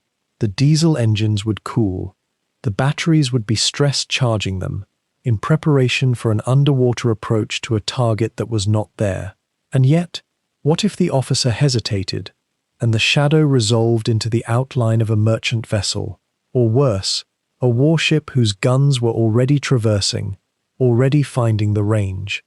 There was no perfect solution, only the terrible mathematics of risk and incomplete information. The peculiar tension of this moment, the space between spotting and certainty, is something that the men who experienced it carried in their memories for the rest of their lives. Years afterward, in interviews or in the private diaries some of them kept, they would recall not always the successful attacks or the narrowly avoided disasters, but this instant of frozen decision, the binoculars pressed to tired eyes, the voice of the lookout, hoarse and urgent, the few seconds of absolute silence on the bridge, while the officer of the watch stared into the dark, trying to will the shape back into focus, trying to penetrate the night with nothing but human vision and the kind of intuition that only accumulated experience could provide. Do you wonder what they saw in those moments? What their minds were churning through as they stood there, balanced between caution and aggression? The truth, which perhaps was the hardest truth for a U-boat officer to live with, was that sometimes the sighting was real and sometimes it was not, and the cost of both mistakes was terrible in different ways. While the men on the bridge fixed their gaze upon the restless horizon, the true nervous system of the U-boat thrummed beneath them, in the cramped spaces where diesel fumes hung thick and the air itself seemed to vibrate with purpose. Down here, in the radio room no larger than a closet, a single operator sat hunched before a bank of dials and headphones, listening to the crackling ether for any whisper of command from U-boat headquarters far away in the grey stone buildings of occupied France. His name might have been forgotten to history, but his ears were as vital to the boat's survival as the captain's eyes above. He monitored the constant stream of Enigma-encoded transmissions that arrived in 5-letter groupings, incomprehensible to any but the initiated, carrying orders for course adjustments, convoy positions reported by other U-boats, or dire warnings of Allied hunting groups drawing near. The radio operator's vigil held a peculiar kind of tension. He could not look around the corner or climb to the bridge if something seemed wrong. He had only sound, only the susurrus of static and the occasional crackle of distant Morse code, and he had to judge whether what he heard was routine or alarm. Sometimes, for hours, there would be nothing but the faint hiss of the ether, and his mind might drift to thoughts of his home or wonder if the boat itself was forgotten by the command structure, abandoned on this vast dark ocean. The training was rigorous. He had to recognize the patterns, understand the rhythms of traffic, know instinctively when something had changed. If headquarters had sent a new position for a reported merchant vessel, or worse, if a warning had come through that a hunter-killer group was active in their quadrant, he had perhaps 30 seconds to relay that information up the voice tube to the captain, and in that delay lay the difference between surfacing into a searchlight or slipping away into darker water. Just forward of the radio room, in a space so confined that 2 men could barely stand shoulder to shoulder, the chief engineer and his second officer tended the twin diesel engines that gave the U-boat its power on the surface. These were Curting engines, reliable workhorses that had been refined across dozens of boat classes, and they roared like mechanical beasts when the throttles were advanced. During the night watch on the surface, they ran at patrol speed, not at full power, a steady drum that seemed to shake through the entire hull. The engineers monitored oil pressure, coolant temperature, and fuel consumption with the watchfulness of men who knew that a catastrophic failure miles from port meant not merely inconvenience, but the possibility of being stranded on the surface when dawn came, utterly vulnerable to any aircraft that might appear. But the engines were not the only concern that occupied the minds of the men below decks. Parallel to the diesel circuit ran another system, one that was silent when the diesels turned, but that represented the U-boat's true lifeblood when submerged, the battery banks. These were lead-acid accumulators, hundreds of cells arranged in long rows beneath the floor plates, and during the night's surface run, they were being slowly and methodically recharged. The chief engineer watched the ammeter needle, ensuring that the charging current did not exceed safe limits, because overcharging could cause the batteries to vent noxious hydrogen gas that could build up in the confined hull and turn the entire boat into a potential bomb.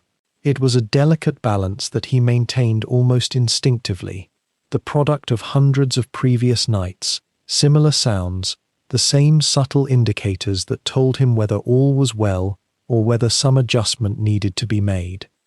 The engine room itself was a symphony of sensation that only made sense to those who lived within it.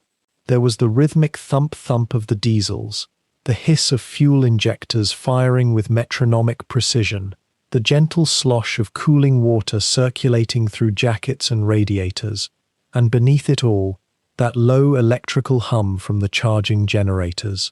Oil dripped somewhere, a soft metallic plink, plink, plink that marked time like a patient clock. Steam rose from various fittings and dissipated into the already humid air. The men wore light clothing despite the cold, because the engine room was warm, almost hot, a complete contrast to the glacial temperature of the control room forward, or the freezing bite of the bridge above. They moved with practiced economy of motion, because unnecessary movement in that confined space meant risk. A foot placed carelessly could disturb a valve. A hand extended without thought could brush a hot surface and leave a burn. What the engineers watched above all else, during those long night hours, was the battery state. A U-boat was only truly powerful when its batteries were fully charged, and this charging process could not be rushed. It required time, it required the engine to run, and therefore it required the U-boat to remain on the surface and vulnerable. The captain might order the boat submerged for an attack, or to evade a threat, and in that instant, the engines would be silenced, the diesels cut off, and the U-boat would live entirely on its battery reserve. The depth of that reserve, how many miles the boat could run, how many maneuvers it could perform, whether it could turn and climb to periscope depth to look for prey, or whether it must limp along conserving every ampere hour, that reserve was being built now, in the dark hours, while the chief engineer watched his instruments with the intensity of a man handling something sacred. Occasionally, the engineer would need to descend below the floor plates, into the spaces where the batteries actually sat in their glass cells, to check specific gravity with a hydrometer, drawing small samples of electrolyte to ensure the charging was proceeding evenly across all cells. This was a task that could never be entirely pleasant.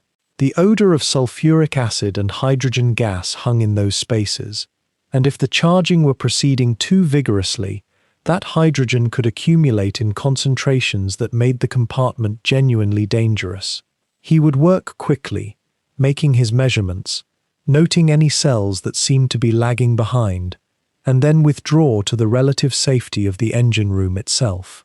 It was one of the unspoken dangers of U-boat service, the kind of hazard that training acknowledged but that no one truly wanted to think about, the possibility of an explosion or suffocation in the depths of the boat, in a space so small that escape would be nearly impossible.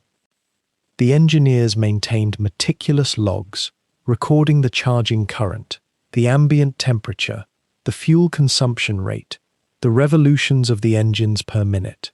These logs were handed up through the chain of command, and eventually reached the U-boat command's headquarters. They told the story of how well the boat was functioning, whether maintenance was keeping up with the wear and tear of patrol, whether the engines were still performing at design specifications, or whether the long months of service were exacting their toll. In some ways, these logs were as important as the patrol reports themselves, because a U-boat that could not be relied upon to maintain battery charge was a boat that might fail at a critical moment. The engineers understood this, even if they rarely voiced it aloud. They were not men given to philosophical reflection, but they understood that their work, the watching and the checking and the careful adjustment of currents and temperatures, was as essential to the boat's mission as the torpedoes in the forward compartment or the captain's tactical skill. When the relief watch came, hours later, the chief engineer might climb the ladder leading to the control room, exchange a few quiet words with the captain or the second watch officer, and then descend again to brief his relief on the status of every system. How the starboard diesel had seemed a fraction rough a few minutes ago, but appeared to have settled. How the port battery bank was charging at nominal rate, but the forward cells seemed very slightly behind. How the fuel consumption was within normal parameters, but the boat was approaching the point where the captain might need to think about turning back toward the supply lines or requesting a rendezvous with a milk cow tanker to refuel. These details would be written in the log, would become part of the permanent record of the patrol, but in the moment, they were simply the night watch's accumulated wisdom, passed quietly from one shift to the next, as the U-boat ploughed on through the dark Atlantic and the batteries slowly, surely filled with the electrical potential that would sustain the boat's hunters through the hours of the coming day. Somewhere below the darkened conning tower, in the cramped chart room where a single red lamp cast everything in the colour of dried blood, the navigator sat hunched over his worn plotting table with nothing but mathematics and the stars, while the watch officers above scanned the featureless black for the geometry of a mast or the bloom of an exhaust plume. The man tracing invisible lines across his chart was engaged in an altogether different kind of searching, one that required absolute stillness, absolute concentration, and an understanding of celestial mechanics that had guided sailors across oceans long before radio fixes and before the war had turned the night sky into a battlefield of signals and countersignals. His work was quieter than the radar operators, lonelier than the engineers, and yet it held within it the accumulated weight of every decision made on the bridge above. The basic principle was as old as navigation itself, yet in the context of a Type VI U-boat running silently on the surface through waters monitored by Allied destroyers and aircraft, it became an art form stripped to its essentials. Dead reckoning, the Germans called it. Koppelnavigation. A method that required nothing electronic, nothing that could be detected, nothing that could fail except through human error. The navigator had three primary tools: his compass, which tracked the boat's heading; his logline, a simple rope trailing behind the submarine with knots tied at measured intervals, which told him how fast the boat was moving through the water; and, when clouds permitted, the stars themselves, those fixed points of light that had guided Phoenician traders and Portuguese explorers and now guided U-boat captains hunting across the North Atlantic in the depths of the Second World War. In the hours after midnight, when the boat had surfaced to run its diesel engines and charge its nearly exhausted batteries, the navigator would ascend briefly to the bridge, binoculars hanging from his neck, to take star sights. The practice required him to identify specific stars in specific locations: the North Star for latitude, Polaris hanging steady in the north, the stars of Orion or Cassiopeia or the Southern Cross, depending on the season and the boat's patrol area.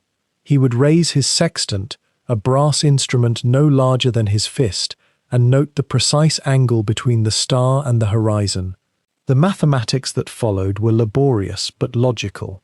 Each sight reduced to a line of position, 2 or 3 sights crossed together producing a fix, a single point on his chart where the boat actually was, as opposed to where his calculations suggested it might be. These fixes were precious things, granting truth in a world otherwise built entirely on estimation. Yet for most of the 8-hour night watch, especially when cloud cover rolled in, and in the North Atlantic, cloud cover nearly always rolled in eventually, the navigator had only his dead reckoning: course, speed, time, and drift. The compass told him the boat's heading, adjusted carefully for the local magnetic variation, which varied from day to day as the U-boat moved across different latitudes. The log line told him speed, though it measured only movement through the water, not movement over the ground. Currents were invisible, known only through experience and consultation with the other U-boats that had crossed these same waters, whose patrol reports were filed away in U-boat command headquarters in Lorient or Saint-Nazaire.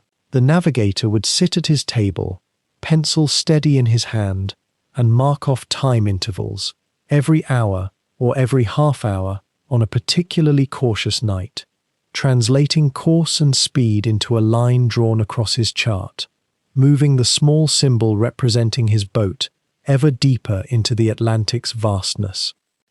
The psychological weight of this work, though, cannot be measured in numbers. Consider the navigator's position. He was responsible for ensuring that his captain knew, with reasonable certainty, where the boat actually was. Should an attack be made on a distant contact, the calculations for torpedo angles and firing solutions depended on knowing one's own position. Should an Allied anti-submarine vessel appear on the horizon and force an emergency dive, the navigator needed to know the depths and hazards of the seabed below, information drawn directly from his chart, which in turn depended on his plot's accuracy. The bridge crew might shoulder the tension of watching, but the navigator carried the burden of knowing. Below decks, in his red-lit cabin, he was the U-boat's memory and its cartography, the keeper of its place in an otherwise featureless expanse. And yet the work was also extraordinarily lonely. Where other members of the night watch could communicate with their counterparts, the lookouts calling reports to the officer of the watch, the engineer below speaking to the control room through voice tubes and bells, the navigator often worked in isolation, his only companions, the pencil marks accumulating on his chart, each one a tiny record of the boat's passage through the dark. A watch might last 8 hours, and in that time, depending on conditions, he might leave the chart room only to climb topside for a star sight or to consult with the captain about a course change. The rest was routine. Plot the position every hour, check the calculations, adjust for estimated current, peer at the chart's annotations from previous patrols, and wait for the next confirmed fix. It was the work of a man who understood that precision could mean the difference between ambush and evasion, between success and catastrophe, though he might never know which outcome his careful lines had influenced. The stars themselves, when they appeared, offered something beyond mere information. What was it like to step onto the conning tower of a U-boat, binoculars around one's neck and sextant in hand, in the middle of a black ocean, in a war where the sky itself had become a hunting ground, and simply look up, to see Polaris, that patient fixed star, in almost the same position it had occupied for centuries, indifferent to empires and wars and the small metal vessel on the surface below. The navigator would take his sights, would note the angles, would perform his calculations below, but perhaps in those moments of looking upward, there was something else, a moment of connection to a different kind of order, one that predated radios and torpedoes, and the Battle of the Atlantic by thousands of years. How did that coexist with the knowledge that one's careful plot was being made in service of an attack, a sinking, lives lost? The mathematics of celestial navigation were, in themselves, not particularly difficult. 2 lines of position crossed on a chart gave an approximate location.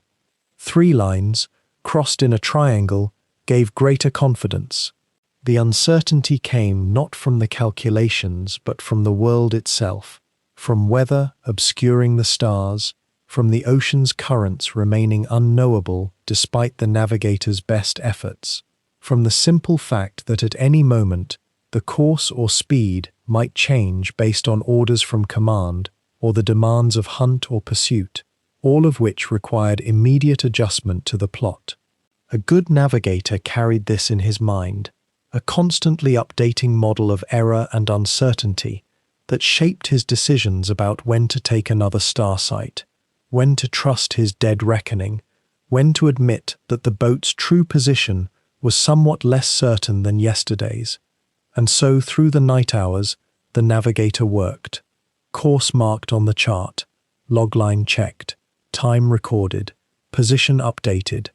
The boat moved across the featureless black, and the navigator's careful lines traced its path across paper, creating a paper truth that might or might not correspond precisely to the boat's actual location, but which was the closest thing to certainty available in those dark hours when radios were silent and the stars were sometimes obscured, and all that remained was the accumulated knowledge of wind and current and the unchanging points of light in the northern sky. When radio silence was imperative, or when the atmospheric conditions made transmission impossible, the navigator of a U-boat would find himself turning to one of humanity's oldest tools of wayfinding, the stars. There, suspended in the black dome above the Atlantic, lay the means to know where the boat truly was, somewhere in that vast and featureless expanse where every direction looked precisely like every other. The officer who served as navigator, often the first watch officer or the boat's second in command, would emerge onto the bridge with his sextant as soon as twilight deepened enough that both stars and the horizon remained visible. This was the golden hour of celestial navigation, that narrow window lasting perhaps 20 minutes when the sky had darkened sufficiently for stars to appear in clarity, yet the sea horizon remained distinct enough to serve as a reference point. Miss that window, and the horizon would dissolve into blackness. Wait too long, and the stars would multiply into confusion. The sextant itself was a precision instrument of brass and glass, scarcely longer than a man's hand, yet capable of measuring the angle between a star and the horizon with an accuracy of mere minutes of arc. The navigator would raise it to his eye, peer through the telescope, and adjust the micrometer screw until the image of a bright star, Polaris in the north, or perhaps Sirius, Vega, or Betelgeuse, just kissed the horizon line. What he was actually measuring, though he understood it in the language of practical seamanship rather than astronomy, was the star's altitude above the horizon at that precise moment, recorded in the logbook with the exact time. Why did this matter? Because every celestial body follows an inexorable path across the night sky, and that path, combined with the precise moment of observation, could be cross-referenced in a nautical almanac to establish a line of position. Take 2 or 3 such sites, and those lines would intersect at a point, giving the navigator his fix, his confirmation of where the boat actually sat on the vast chart spread below in the control room. But working in a U-boat made even this ancient art more uncertain. The boat pitched and heaved beneath him, particularly in Atlantic swells, and the sextant's telescope amplified every movement. The navigator would brace himself against the rail, legs bent slightly to absorb the motion, and attempt to steady the instrument through sheer muscular control. On some nights, in heavy seas, a reliable star sight was simply not possible. The horizon would bob and vanish, and the navigator would have to descend the ladder without a fix, relying instead on dead reckoning to estimate the boat's position based on course, speed, and the passage of time. Dead reckoning was, in essence, a form of calculated guessing, but it was guessing done with precision and discipline. The navigator knew the boat's speed through the water from the logline, a marked rope that trailed astern, dragging a wooden float to measure the distance traveled. He knew the course being steered from the compass. He knew the drift caused by currents, which he could estimate from experience and from information gleaned from other boats' patrol reports. With these pieces of information, he would plot on his chart a small penciled line for each hour of the watch, advancing the boat's estimated position methodically across the paper. Over days, These small errors accumulated, and the true position of the boat might drift significantly from the estimated one. This was why the navigator yearned for star sights. They were the truth-telling moments when the mathematics of the spheres confirmed or corrected his painstaking calculations. There existed, too, another form of celestial help available to U-boat officers in the pre-dawn hours, a technique called lunars, which measured the angle between the moon and another celestial body. This method was older than the telescope itself, and it required even greater mathematical skill to extract a position from the observations. But some navigators of exceptional patience and training would attempt it, particularly in the Arctic and North Atlantic, where the long twilights extended the observation window. The control room below became a scene of quiet concentration during these navigation sessions. The boat would maintain as steady a course as possible while the navigator worked, and the quartermaster might be sent topside to relay the sextant readings. The navigator himself would descend the ladder with the sextant cradled carefully, step into the cramped chart room adjacent to the control room, and there, by the glow of red-shaded lights, work through the calculations using tables, logarithms, and pure mathematics. A pencil, an eraser, a pair of dividers, a parallel ruler. These were his instruments of truth-seeking. What was it like to perform these calculations in a boat full of diesel fumes and the subtle fear that an Allied aircraft might appear at any moment? The navigator would have felt a peculiar kind of calm, perhaps, in the ritual of it. The numbers themselves offered a kind of solace. They were orderly and knowable, unlike the chaos of the night watch above.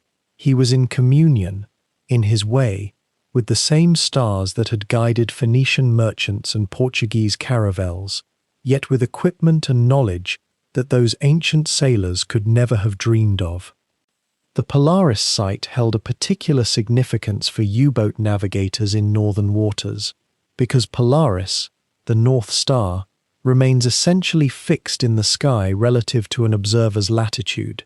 By measuring its altitude, the navigator could determine how far north or south he was with remarkable accuracy, sometimes to within a mile or two over a long patrol. The longitude was harder to establish with certainty, depending as it did on accurate local time and the ability to observe multiple stars in precise sequence.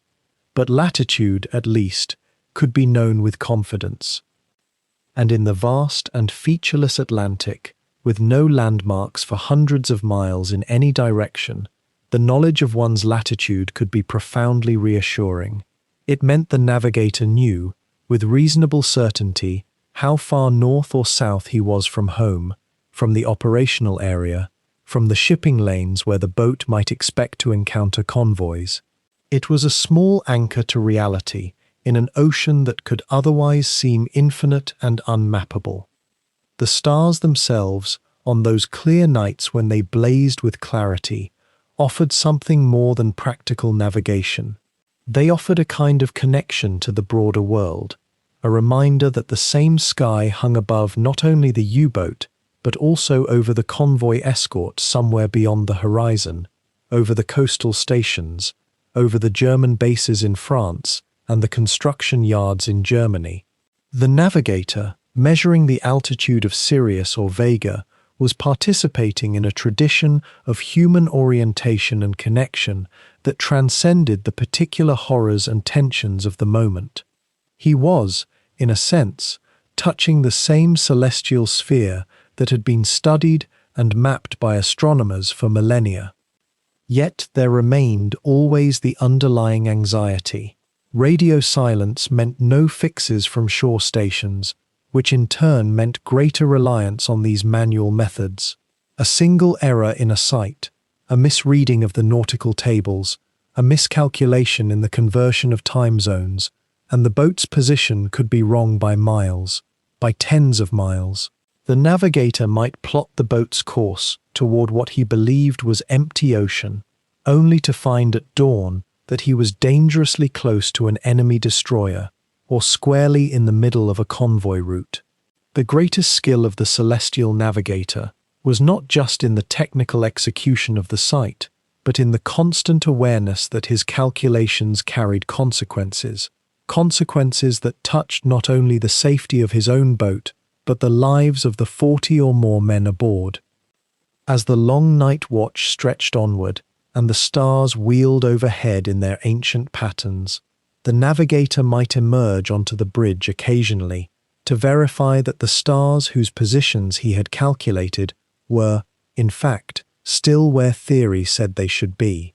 This small confirmation, repeated across multiple nights and multiple sights, allowed him to settle into a kind of trust, not blind confidence, but a measured reliance on the marriage of mathematics, observation, and experience. The ocean remained vast and unknowable, but it was not quite featureless. It had a grid now, marked by invisible lines of latitude and longitude, and by the invisible geometries connecting the boat to the turning sphere of stars above. Somewhere in the belly of that submarine, below the conning tower and behind the torpedo tubes, there existed a space so small that a man could almost touch opposing walls if he stretched his arms. Yet this was the galley, the engine of sustenance that kept the night watch tethered to consciousness and duty.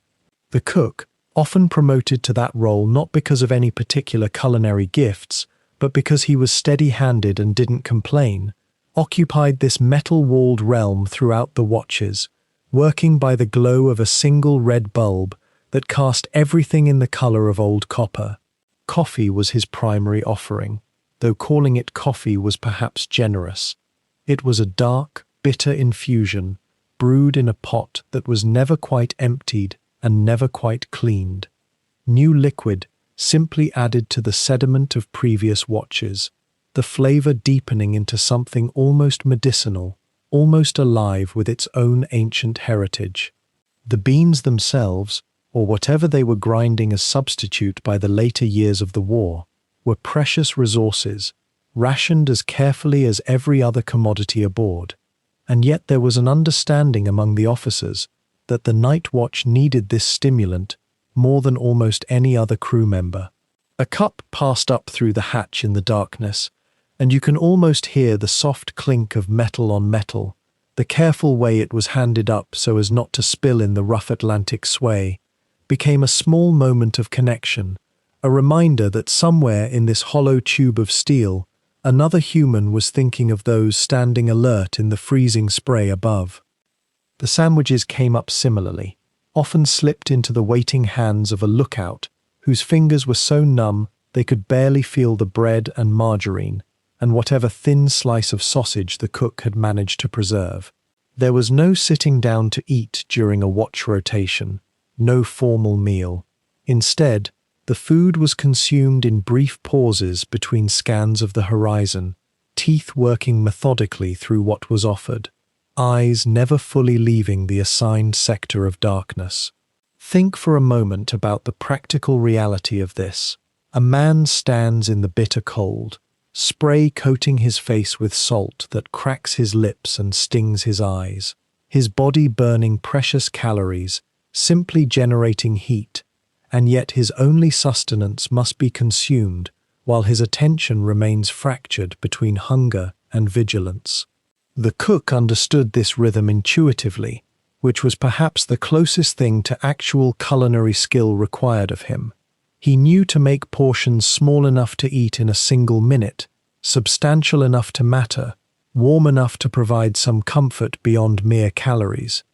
Some boats' cooks became legendary figures in the crew's memories, not because the food was good, it rarely was, but because they anticipated needs, timed the delivery of hot liquid to arrive exactly when the watch rotations overlapped, when a man was most vulnerable to the creeping cold. The coffee pot itself became a kind of talisman, a symbol of the machinery of the boat functioning for its crew's benefit. It was kept perpetually warm on a small electric coil near the galley's single cooking surface, ready to be poured at any hour into whatever cups were available. These cups, stored in racks bolted to the narrow walls, were often chipped, their insides stained with years of accumulated tannins. To drink from one was to taste history, the flavor of countless watches by countless sailors, a strange intimacy with the unknown predecessors who had held that same cup during their own nights of scanning empty waters. The red light in the galley, identical to the subdued lighting throughout the boat's interior, served the practical purpose of preserving the night vision of anyone who briefly descended below deck. This was crucial, because a lookout who went below to grab a cup of coffee couldn't afford to have his eyes readjusted to bright white light. Those precious moments of acute darkness perception, built up over long minutes of patient watching, would be destroyed, and he would emerge topside temporarily blinded, vulnerable for exactly the minutes when something might appear on the horizon. How did the cook manage this dance, night after night, in a space barely larger than a closet? Much of it was routine, the same sequence of motions repeated so often that his hands could perform them in near darkness. The bread, stored in nets hanging from the overhead pipes to keep it away from the constant dampness, was cut into portions and assembled with whatever protein was available. Canned meat, sausage, cheese that had been wrapped in wax and tucked into every available cranny of the boat's storage spaces. The word fresh had no meaning here. Every ingredient had been aboard for weeks or months, slightly deteriorating in the humid, salt air environment, its nutritional value declining imperceptibly with each day. And yet, in the context of a night watch in the Atlantic, in the profound cold and isolation, even this modest food became something approaching nourishing. The warmth of the coffee mattered more than its flavor. The simple fact of eating mattered more than the quality of what was consumed. There was also a subtle psychology to the cook's role that may have escaped the notice of the officers, but was understood perfectly by the enlisted men. He was, in a very real sense, the crew's representative in the quiet hours, the person who maintained continuity with the normalcy of shore life. Cooking, even if what was produced here barely qualified as such, was a fundamentally human act, an assertion that life aboard was not merely survival, but something approaching civilization. The cook kept schedules that bore some resemblance to normal meal times, maintained standards for cleanliness that were nearly impossible to meet, but were maintained nonetheless, prepared food with a kind of care that suggested the individuals consuming it mattered, that their comfort was worth the time and effort. Did the officers recognize this? Perhaps in some cases, the better commanding officers understood that crew morale was not a luxury, it was a tactical necessity, and that the man in the galley was a crucial instrument in its maintenance. The hatch itself became a kind of membrane between two utterly different worlds, the world of active surveillance and potential violence above, and the world of routine and sustenance below.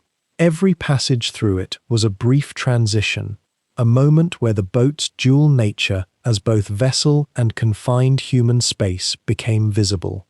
A lookout descending briefly for coffee would pass through into the red-lit interior where the air, though unpleasant in its own ways, was at least still, at least not actively trying to freeze the life from his body.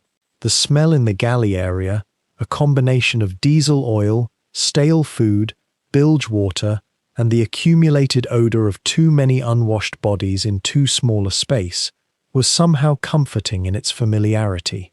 It meant the boat was functioning, that the machinery was running, that the cook was at his post.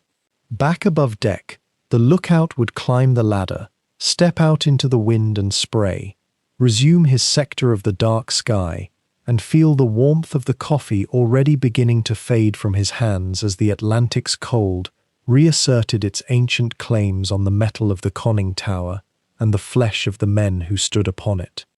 Below the conning tower, in the narrow corridor that ran the length of the boat, the air itself had become a presence, something thick and contested, measured out like rationed bread. The U-boat at night, running on diesel engines while the batteries recharged in their lead-acid cells, created a peculiar and unforgiving atmosphere. Fresh air could not simply flood in. It had to be brought in deliberately, through a single snorkel pipe that rose above the conning tower like a thin metal finger pointing toward the stars. This pipe, no more than a few inches in diameter, represented the only conscious breath the entire boat could draw from the surface world. The air it admitted had to sustain everyone below, the engine room crew, the radio operators hunched over their sets, the torpedo-men checking firing mechanisms, the navigator bent over his charts in the control room, and the exhausted men trying to rest in the narrow bunks stacked 3 high in the petty officers' quarters. The challenge was one of mathematics and physiology. 40, 50, sometimes 60 men crowded into a steel tube barely wider than a railway carriage, consuming oxygen and exhaling carbon dioxide in a steadily closing cycle. The diesel engines themselves were voracious. They consumed more air than a human could imagine, pulling it down through the snorkel in great gulping draws that left precious little margin for the crew's own breathing. Engineers monitoring the engines had to balance consumption against the rate at which fresh air could be supplied, a calculation that was never quite generous, always slightly constrained. The boat's ventilation was managed through a system of hand-operated blowers and ducting that could be redirected to different compartments, but the principle remained. There was never quite enough. There was only enough. This scarcity manifested in the ceaseless dripping, the warm breath of 50 human bodies, the moisture rising from cooking pots in the galley, the steam from the engines themselves, all of it rose as invisible vapor into the cold steel tunnels above. The outside temperature of the Atlantic at night, especially in winter months, could be near freezing. The hull of the boat, in contact with that cold water, became like a vast cooler, and so the warm, moist air that rose from the crew spaces condensed instantly upon meeting the steel. It ran down in thin rivulets, collecting in the lowest points, dripping persistently onto equipment, onto the heads of men sleeping in bunks, onto the very deck itself. Sailors developed a particular way of moving through these spaces to avoid the worst of it. They knew the geometry of dripping as intimately as they knew the layout of their own compartments. That corner near the forward torpedo room, where 2 pipes met overhead, that was a waterfall best skirted by walking 3 feet to the left. The passage aft of the control room had a particularly stubborn patch where water collected and fell in an almost rhythmic patter. Men learned to duck instinctively, or to position themselves so that the drips fell on their oilskins rather than their faces. It became a kind of grim choreography, this dance with condensation that never truly ended. The smell of these spaces, how could one describe it without exaggeration, and yet without diminishing it? Diesel fuel formed the bass note, an acrid tang that coated the back of the throat and never quite left the sinuses. Layered over this was the smell of unwashed men, of sweat and close quarters, the peculiar mustiness of clothes that never fully dried, of bunks where 3 different sailors had slept in succession without the mattresses ever airing out. There was also the smell of fear, or perhaps it was only the metallic tang of diesel exhaust. Historians and veterans offer differing interpretations. The condensation, dripping constantly, added its own quality, a damp staleness, the smell of wet steel and slow corrosion. The engineers responsible for managing the boat's systems became, in a sense, custodians of this thin rationing of air. They stood in the engine room during the night watch, their ears attuned to the particular rhythm of the diesel engines, their eyes watching gauges that indicated pressure and temperature. When the snorkel had to be closed because a wave had washed over it, the engines would suddenly lose their supply and the boat would shift instantly to battery power, a deliberate and planned cycling that happened many times during a night watch. But in those moments when batteries were being drained to run the engines, the air below grew even more stale. The carbon dioxide accumulated more visibly. Men sometimes described a sensation of thickness in the lungs, a difficulty breathing that was partly chemical and partly psychological. And yet, for all its unpleasantness, this dank and rationed atmosphere served a purpose that the men understood. The diesel engine's roar, muffled by the conning tower but still audible, could not reach far into the Atlantic night if the boat's hull was sealed tight. The snorkel itself was a calculated risk, a thin target for an Allied listening device or a desperate searchlight. But without it, the batteries would not charge, and a U-boat with depleted batteries was a slow, vulnerable thing, doomed to sink or be forced back to port. So the men accepted the dripping, the thickness of the air, the peculiar sensation of breathing carefully rationed oxygen. They moved through these spaces with the weariness of those who understood that minor discomfort was the price of survival. Some sailors, particularly those new to the boat, struggled more visibly with the air itself. The condensation dripping onto a face in darkness could trigger an almost claustrophobic panic in an unprepared mind. The thick, warm mustiness of shared breathing in a sealed space was something the body needed time to adjust to. Experienced men on the night watch would sometimes notice a young torpedoman or radioman looking pale, breathing too quickly, and they would offer a quiet word. "Drink some water, it helps. Go check on something in the forward compartment where the air is slightly fresher."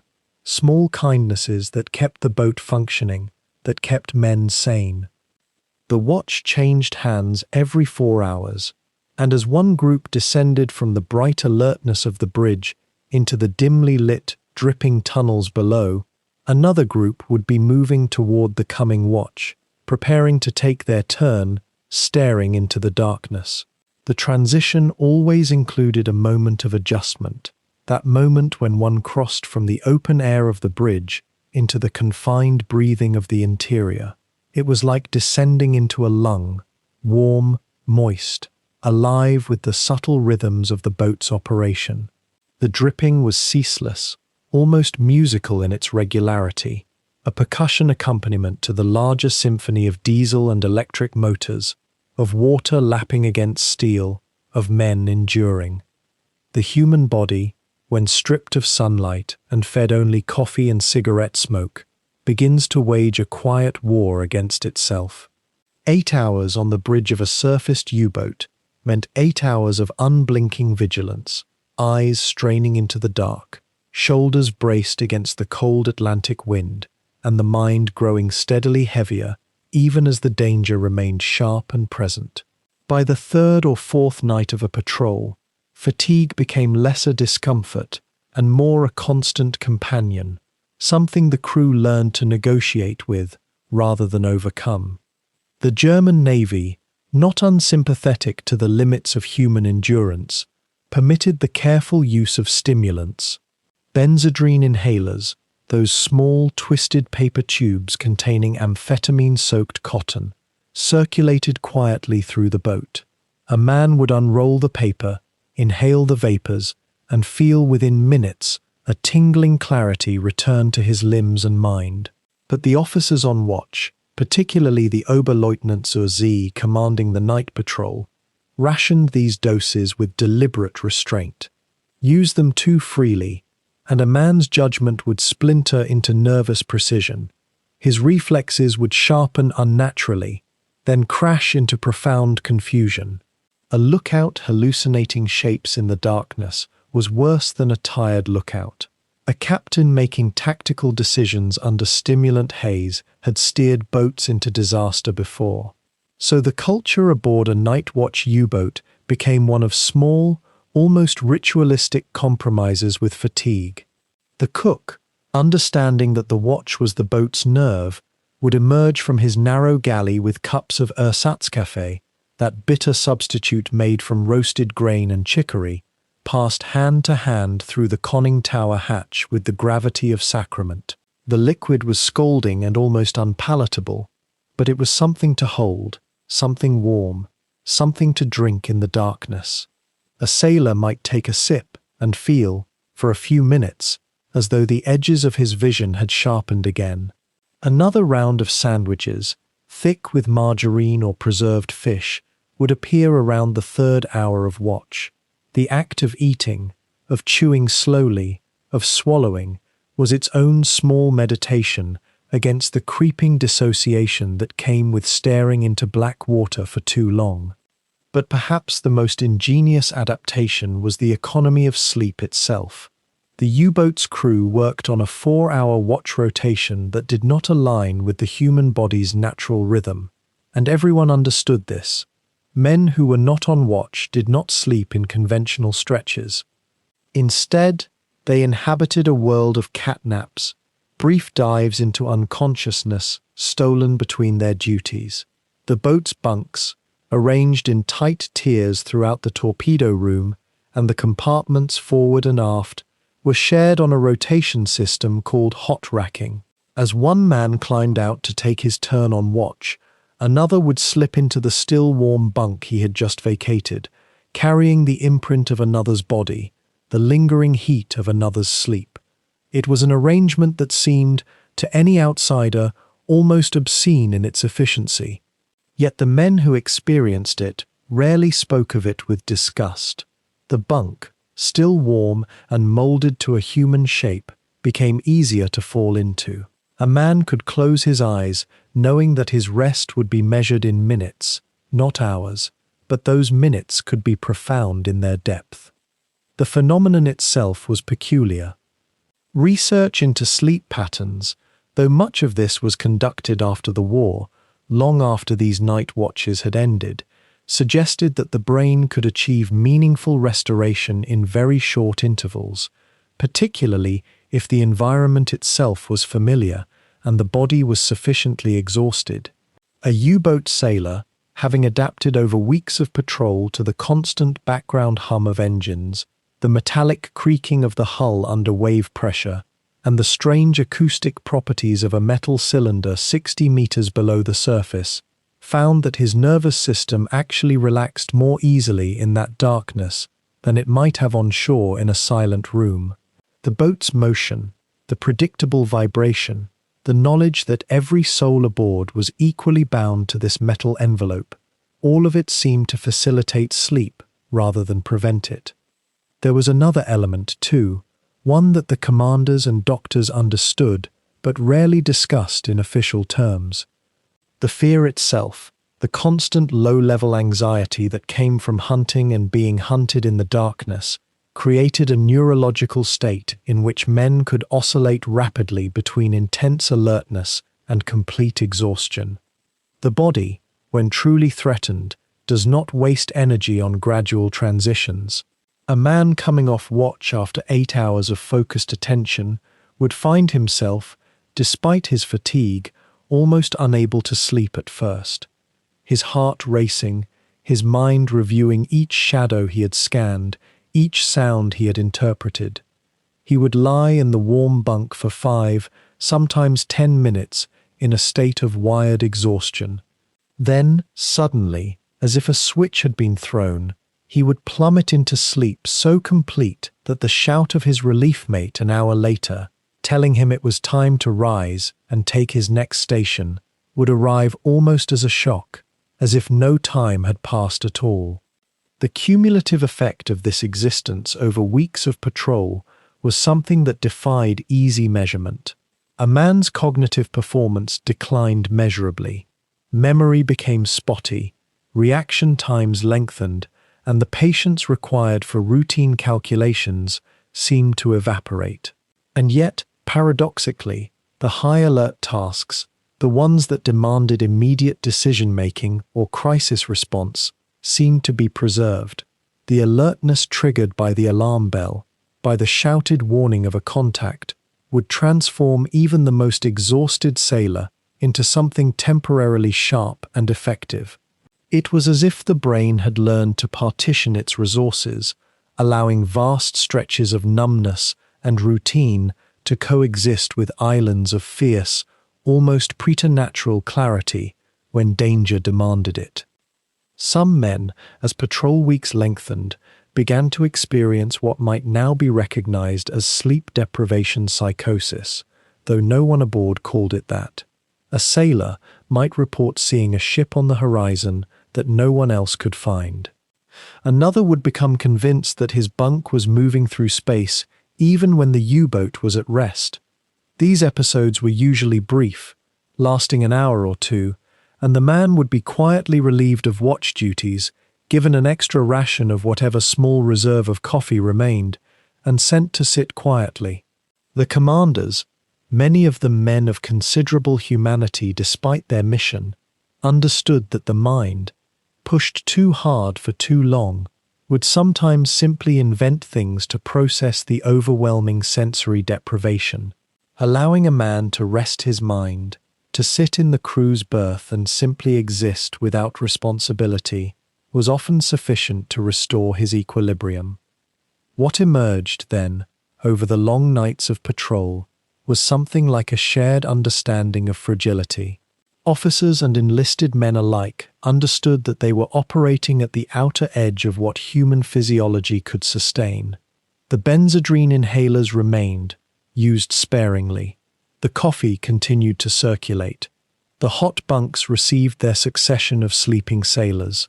And the watch continued, 8 hours at a time, through the long Atlantic nights, maintained not by superhuman effort, but by the accumulated weight of small accommodations, small rituals, and a kind of collective endurance that asked not whether the men were rested, but only whether they could continue.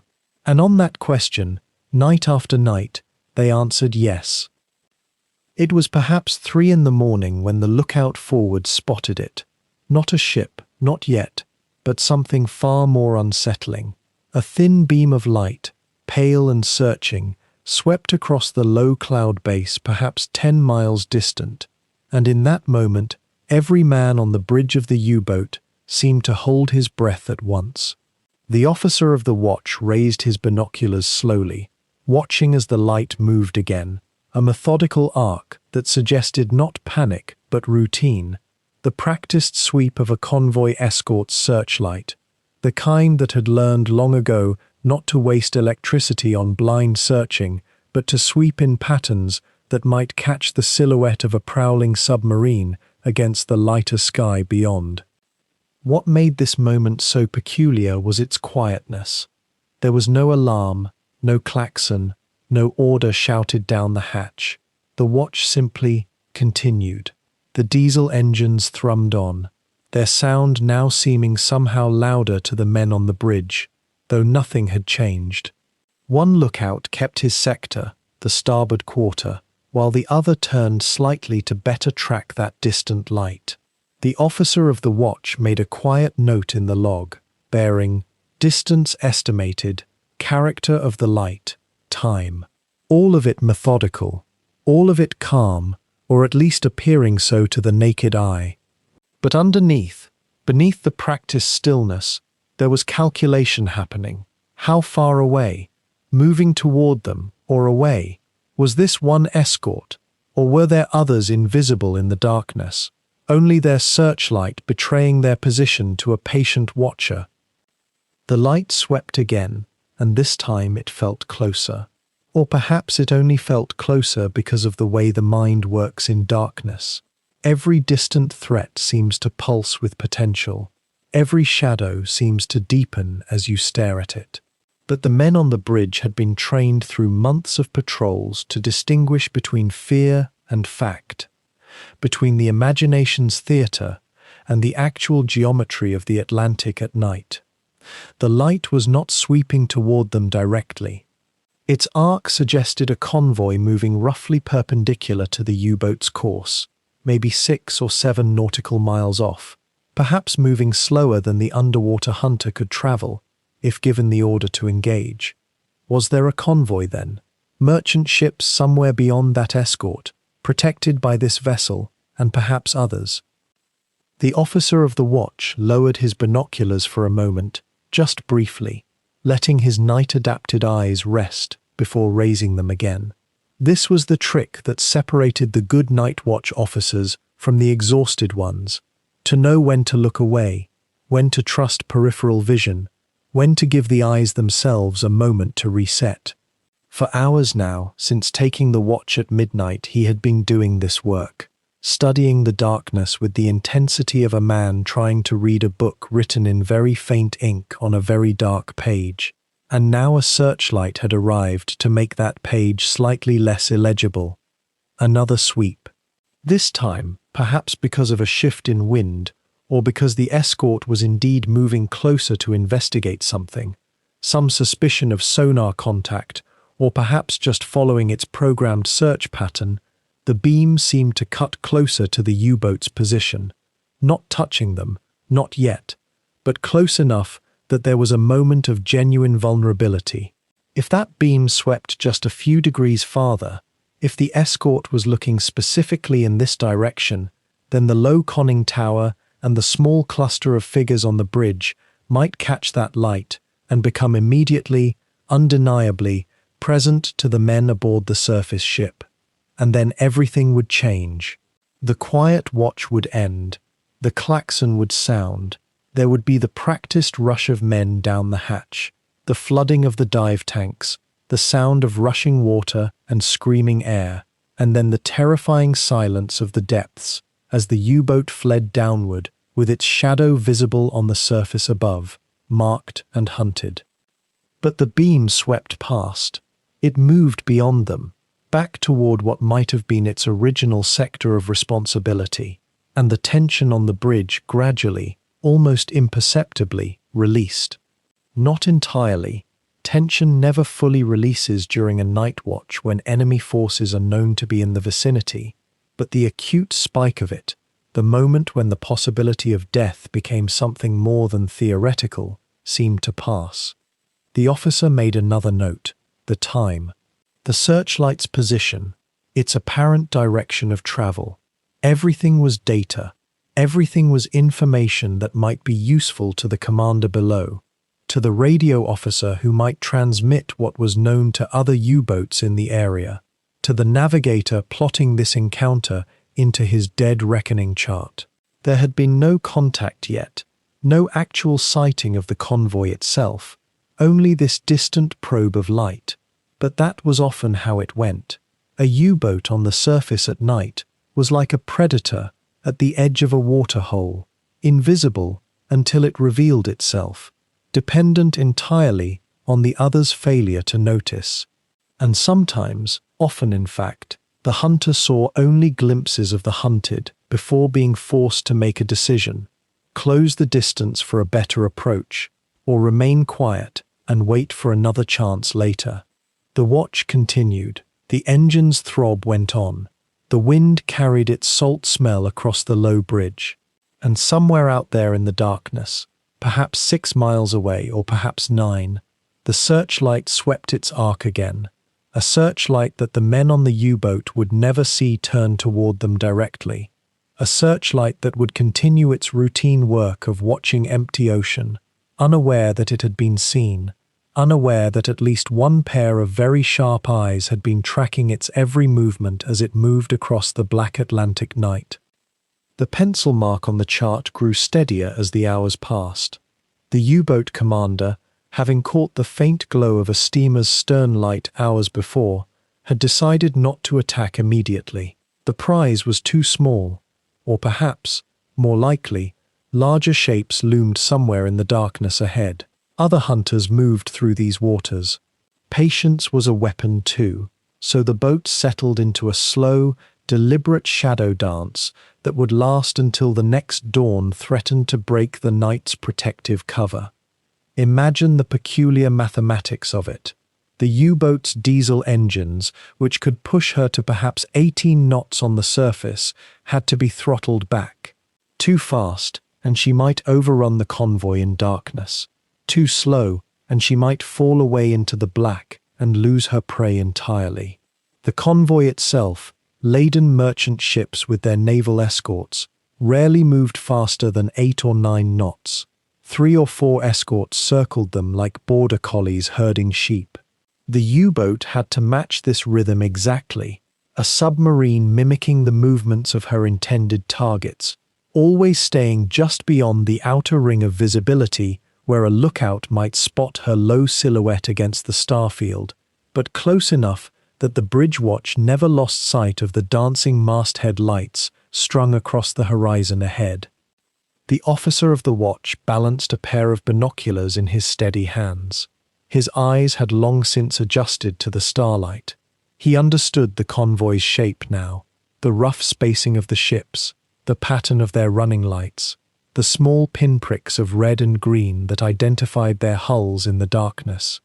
The escorts moved in prescribed arcs. One swept forward, another held a flank position. They were doing their job. Though they worked with a handicap every bit as significant as the U-boats, they could not see well in the dark either, no more than the submarine could. What followed was a kind of mutual blindness, a slow-motion game of approach played in an environment that punished both hunter and prey equally. The U-boat had to think like a phantom. She could not use her radio. Any transmission would be heard by the convoy's operators, and worse, by the direction-finding stations that dotted the British coastline and even moved aboard escort vessels themselves. Radio silence meant isolation. The boat had to read the convoy by eye alone, interpreting the light patterns, estimating distances, calculating whether the shapes were moving at consistent bearing or slowly drawing toward her, or worse, slowly turning away. The lookouts on the bridge developed a rhythm during this kind of pursuit. Long, sweeping scans of the horizon. Binoculars raised, binoculars lowered. The human eye, tired and strained after hours of searching darkness, could play tricks. A reflection off a wave crest might look like a mast light. A cloud might look like smoke. The discipline was to look, verify, and move on. Never stare. Staring made the tired eye see things that were not there. Better to glance, rest, glance again. The peripheral vision was often sharper anyway, especially in low light, because the rods in the outer portion of the retina were more sensitive to faint movement than the cone-rich center of vision. The engineer officer remained below, tending the diesels. He knew the boat was running hard, not at flank speed, but at a steady cruise that demanded constant attention to fuel consumption, oil temperature, bearing noise. The battery situation was always a calculation. How long could they shadow before needing to break off and run far enough to dive? How many hours of darkness remained? The engineers understood these margins better than anyone. They knew the boat's limits in a way that the officers sometimes, in the flush of pursuit, could forget. The boat moved through the water with almost no visible wake under the starlight. Modern diesel U-boats were relatively quiet on the surface at low speed, not silent, but quiet enough that an escort would have to be very close to hear the engine throb carrying across the water. The trick was to stay at the edge of detection, run too slowly and fade away, run too audibly and reveal yourself. Hours passed like this. The convoy did not deviate. It maintained its course. The U-boat maintained hers, a parallel line through the night. The men on the bridge grew colder. Their feet ached from standing. Their hands stiffened. Small hot drinks were passed up through the hatch at intervals. Ersatz coffee, mostly, heavily sugared, the warmth more comforting than the taste. The radio operator below monitored the frequencies, listening for any transmission that might indicate the convoy had detected them. The watch continued. The hours accumulated. There was a peculiar tension in this waiting. The attack could come at any moment. The order to close in, to accelerate, to move from shadow to aggressor, or it might never come. The captain might decide to let this convoy pass and wait for something larger, something more valuable. The men learned to live in this state of readiness without exhausting themselves. It was a kind of meditation, almost, a focused awareness that drained the mind in a way that physical exertion did not. Your thoughts narrowed. You became part of the machine. You watched. You waited.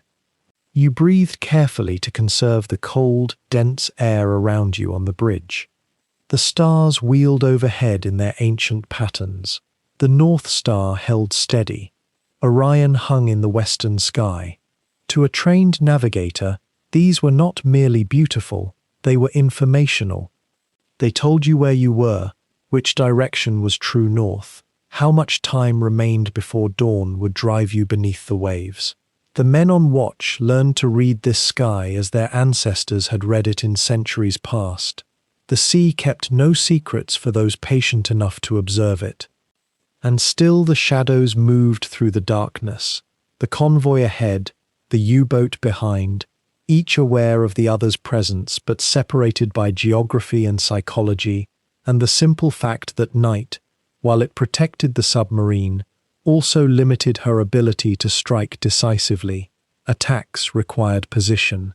They required calculation. They required closing to an ideal firing distance. This watching, this patience, this measured pursuit through the hours before dawn was the work that made the attack possible. It was unglamorous. It was exhausting. It was the price of predation in an ocean that never slept. Yet there was an order that superseded even the urgency of a sighting, a rule so strict that it shaped every moment of the night watch, every impulse toward communication, every instinct the crew had learned during their years of merchant raiding across the Atlantic: radio silence. The radio man sitting in his cramped compartment below, headset clamped over his ears, monitoring the endless streams of encrypted Enigma traffic flowing between Berlin and the wolf packs, understood this discipline in its deepest form. His fingers rested near the transmission key, but they would not touch it. Not unless the commander himself, standing in the conning tower 8 meters above in the darkness, made an explicit decision to break the silence. And such a decision, once made, could mean the difference between a successful patrol and the sudden arrival of a depth charge through the hull. The threat was directional finding. The Allies, the British especially, and increasingly the Americans, had developed a capability that the U-boat service did not fully comprehend until it was far too late. They called it HFDUF, a corruption of the technical term high-frequency direction finding. It was a system so sensitive, so relentlessly efficient, that even a brief radio transmission from a U-boat on the surface at night could create a bearing line. One transmission alone was useless. The enemy needed at least 2, preferably 3, from different listening stations. But out in the vastness of the Atlantic, there were enough stations, enough coordinated networks, enough patience in the Allied command structure to triangulate. Think for a moment about what this meant for a surfaced U-boat running blind through the dark. The boat was moving slowly, deliberately, charging its batteries with that characteristic diesel rumble. The watch officers in the conning tower were scanning the horizon with their binoculars, looking for the telltale silhouettes of merchant ships or convoy escorts. The navigator was plotting positions by starsight when the clouds allowed it. The engines were tended below, and all of this invisible, silent work could be undone by a single burst of radio traffic lasting perhaps 30 seconds. The radio man knew this. Every man on the boat knew it, though perhaps not with the technical precision of the signal officers in Berlin, who were beginning to suspect, by 1943 or so, that their supposedly unbreakable Enigma machine was being read. The discipline of silence meant that a U-boat could sight a convoy, track it for hours, even position itself for an attack, and never send a signal home reporting the contact. This was almost unbearable psychologically. The commanders, the knights of the U-boat service, wanted to report their successes, They wanted Berlin to know. They wanted to be part of the coordinated hunts, the wolf pack operations where multiple boats would converge on a target based on sighting reports. But the order from above was absolute. Maintain silence except in the direst circumstances. And what were the direst circumstances? An attack already underway, a boat in peril, a critical situation where breaking silence might mean survival. In practice, this meant that most nights passed in what might be called a strange kind of solitude, a boat full of men working together in perfect coordination, seeing and sensing and calculating, but unable to tell anyone outside their steel hull what they were discovering. The radio man would sometimes imagine the listeners on the other end, the Allied operators with their direction-finding equipment scattered across stations from Iceland to Gibraltar, from the convoy routes in the western approaches to the anti-submarine trawlers patrolling the Bay of Biscay. Were they listening? Always. Were they waiting for the moment when a U-boat would break silence and reveal itself? Absolutely. It was a form of electronic hunting, invisible and relentless. The U-boat crews could not see these listeners, could not detect them with instruments, but they knew they were there. And so the discipline held. A commander might sight a fat tanker or a transport vessel, perhaps carrying troops or ammunition, might calculate the perfect attack approach, might have his torpedo officer ready, and still, he would maintain silence until the moment of firing. Only then, sometimes, would a transmission be sent, a terse message to Berlin: vessel sunk, position follows. But even this was dangerous, and many commanders learned to send nothing at all until they had returned to base, until they could report in person, until the signal chain could be kept as brief as possible. The tension of this silence accumulated over hours.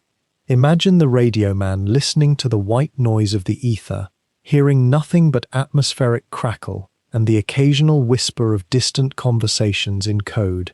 Below deck, the crew moved about their tasks, and above on the bridge, the watch officers held their positions, and none of them could speak to the outside world. They were, in a profound sense, utterly alone. There was another dimension to this quiet discipline, one that few men articulated but many felt. The Allies had developed their direction-finding capability over years of patient work, but the German Naval High Command did not fully credit the threat until losses began to mount inexplicably. Boats that had seen no enemy ships on the surface would suddenly be attacked from the air or by an escort vessel appearing from the darkness with its guns already aimed. Where had these attackers come from? How had they known where to find a U-boat running submerged during daylight hours? The answer, when it finally became clear to the U-boat service, was that the radio men were giving them away, not through carelessness, but through the simple physics of radio waves traveling through the atmosphere. A transmission from a boat on the surface at night could be picked up by multiple listening stations, and those stations, coordinated by naval commands both in Britain and America, could calculate the boat's approximate position. The bearing lines would converge like threads tightening around a prey animal. Yet what choice did the commanders have? Radio silence itself was a kind of vulnerability, because it meant they were operating without intelligence, without coordination, without the strategic picture. A boat that did not report was a boat that could not be part of the larger battle. So the balance had to be struck, night after night, watch after watch. Break silence only when absolutely necessary. Trust the darkness. Trust the vastness of the Atlantic. Trust that the interval between transmissions would be long enough, the intervals between different boats' reports scattered enough, that direction-finding triangulation would fail.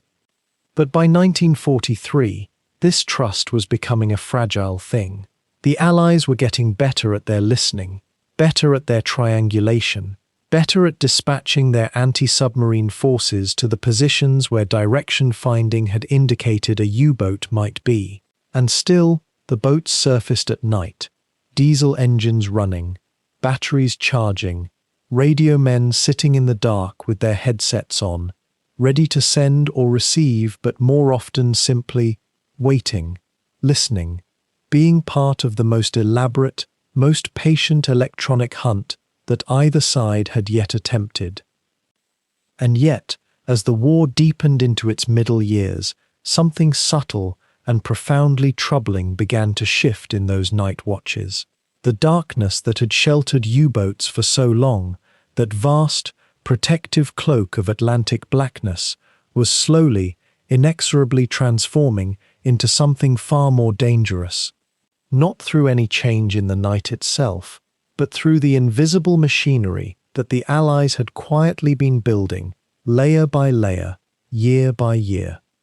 The first tremor of this transformation came from a technology so new that many submariners didn't fully understand what was hunting them: radar. Surface search radar specifically, mounted on Allied escort vessels and long-range patrol aircraft. Where once a U-boat on the surface at night had existed in near-perfect concealment, visible only to the naked eye, and only if a lookout happened to be staring directly at the precise spot where it was, now it could be detected from miles away, in pitch darkness, through cloud and rain and fog. A radio wave, traveling at the speed of light, reflecting off the submarine's steel hull and returning to a screen glowing softly in the cabin of a Sunderland flying boat or a British corvette, pinpointing the very location where German sailors were taking a breath of cold Atlantic air and watching for shadows on the horizon. The U-boat crews learned of this threat gradually, as intelligence filtered back from those boats that didn't return. Officers studying reports from Naval Command understood, with growing dread, that their safety in darkness was no longer guaranteed.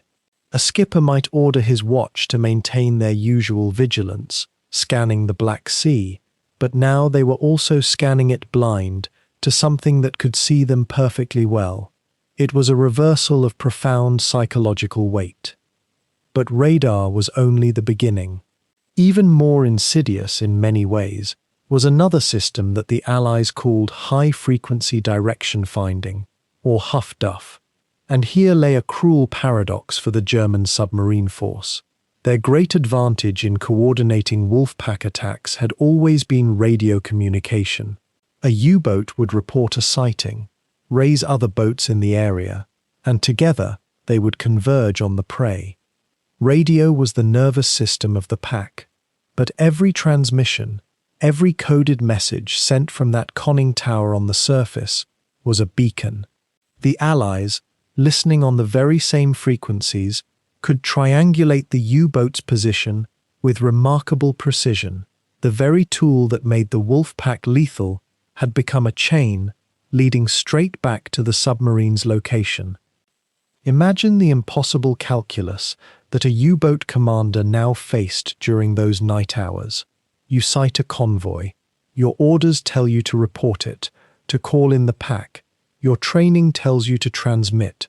Your instinct screams for radio silence.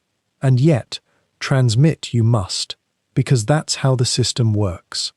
But the moment your signal leaves the antenna, Allied direction-finding stations, in Iceland, in Ireland, on escort ships scattered across the ocean, begin their measurements. They cross-reference, they triangulate, and within minutes, they know almost exactly where you are. Then a Liberator bomber, or an escort destroyer, is vectored toward your position, racing through the darkness with searchlight or depth charges. The night watch in 1943 became, for many U-boat sailors, a watch spent walking a razor's edge between tactical necessity and almost certain death. The same darkness that had concealed them had become permeable, transparent to invisible technologies they couldn't see or defend against. A lookout straining his eyes toward the horizon might not know that somewhere beyond the visible radius, a radar antenna was already tracking his boat's position. He might not know that his own commanding officer's last radio transmission had just painted a target for aircraft 100 kilometers away. Some commanders began to surface only in the densest weather, or only briefly, taking what they needed and submerging again into what remained of their sanctuary. Others, particularly later in the war, began to avoid surfacing at night altogether on the surface watch, relying instead on the new schnorkel apparatus, a breathing tube that allowed the diesel engines to run while the boat remained submerged. But the schnorkel was unreliable, slow, and still created a telltale wake and sometimes a visible exhaust plume. Every choice came with a cost. The transformation was gradual enough that it didn't happen all at once in any single night watch, and yet sudden enough that survivors would later describe it as a threshold moment in the war. The night, which had been the U-boat's domain since the beginning, was no longer reliable. The darkness itself had become compromised. What had once been a realm of familiar danger, where you watched for other ships and aircraft in the traditional way, with eyes and ears, had become a realm of invisible hunters using instruments and mathematics and the very radio waves that German commanders were forced to use. This shift in technological advantage, though it occurred in laboratories and radar stations thousands of kilometers away, manifested itself on those long watches in the Atlantic as a creeping, persistent unease. The routine of the night watch continued unchanged on the surface. Men still climbed to the conning tower, still swept their binoculars across empty ocean, still reported seeing nothing. But now they were watching a battlefield they didn't fully comprehend, one where the contest was already half decided before the human eye ever came into play. The night was still dark, the stars still wheeled overhead, the diesel engines still thrummed, but something irretrievable had shifted in the balance of power, and those who survived to remember it would speak of the year 1943 as the year when the night stopped protecting them. The night watch had settled into its rhythm, eyes scanning, ears attuned to the familiar percussion of the diesels, minds drifting into that peculiar state of half-aware vigilance that came after hours of darkness. And then, somewhere in the void beyond the bow, a shadow moved where no shadow should be. Not imagination, not the trick of tired eyes. A bridge watch officer's hand would rise, finger pointing into the black, and somewhere beneath the stars, a convoy was about to become real. The order to close in came quietly, no shout, no dramatic gesture, just a murmured command from the captain or first officer, and the U-boat's heading shifted. The diesels thrummed deeper as the boat pressed forward, cutting the Atlantic swell at whatever speed the captain calculated would bring them within striking distance without detection. 5 knots, 8 knots, sometimes more, depending on the darkness and the angle of approach. The night itself became a tool, its depth a shield against the eyes of distant lookouts, its vastness a corridor through which a U-boat could slide, almost as if it were part of the ocean itself. Below deck, the news spread with the quiet efficiency of men who had rehearsed this moment many times. The radio operators heard it in a coded glance from the officer of the watch. The engineers felt it in the subtle demand their instruments placed upon the diesel engines. The navigator's hand moved steadily across his chart, plotting the convoy's course, plotting the U-boat's course, calculating the invisible geometry that would determine in the next few minutes whether men would live or die. There was no chaos. There was no panic. What existed instead was a strange and almost ceremonial calm, as if the crew had entered a kind of trance where every action belonged to a script learned long ago. Torpedo calculations had begun the moment the convoy was sighted. Even from a distance, a skilled officer could estimate a target ship's length, and from that length, extrapolate its speed and displacement. The distance between the U-boat and the target had to be measured, sometimes through the rangefinder aboard larger U-boats, sometimes through sheer experience and dead reckoning.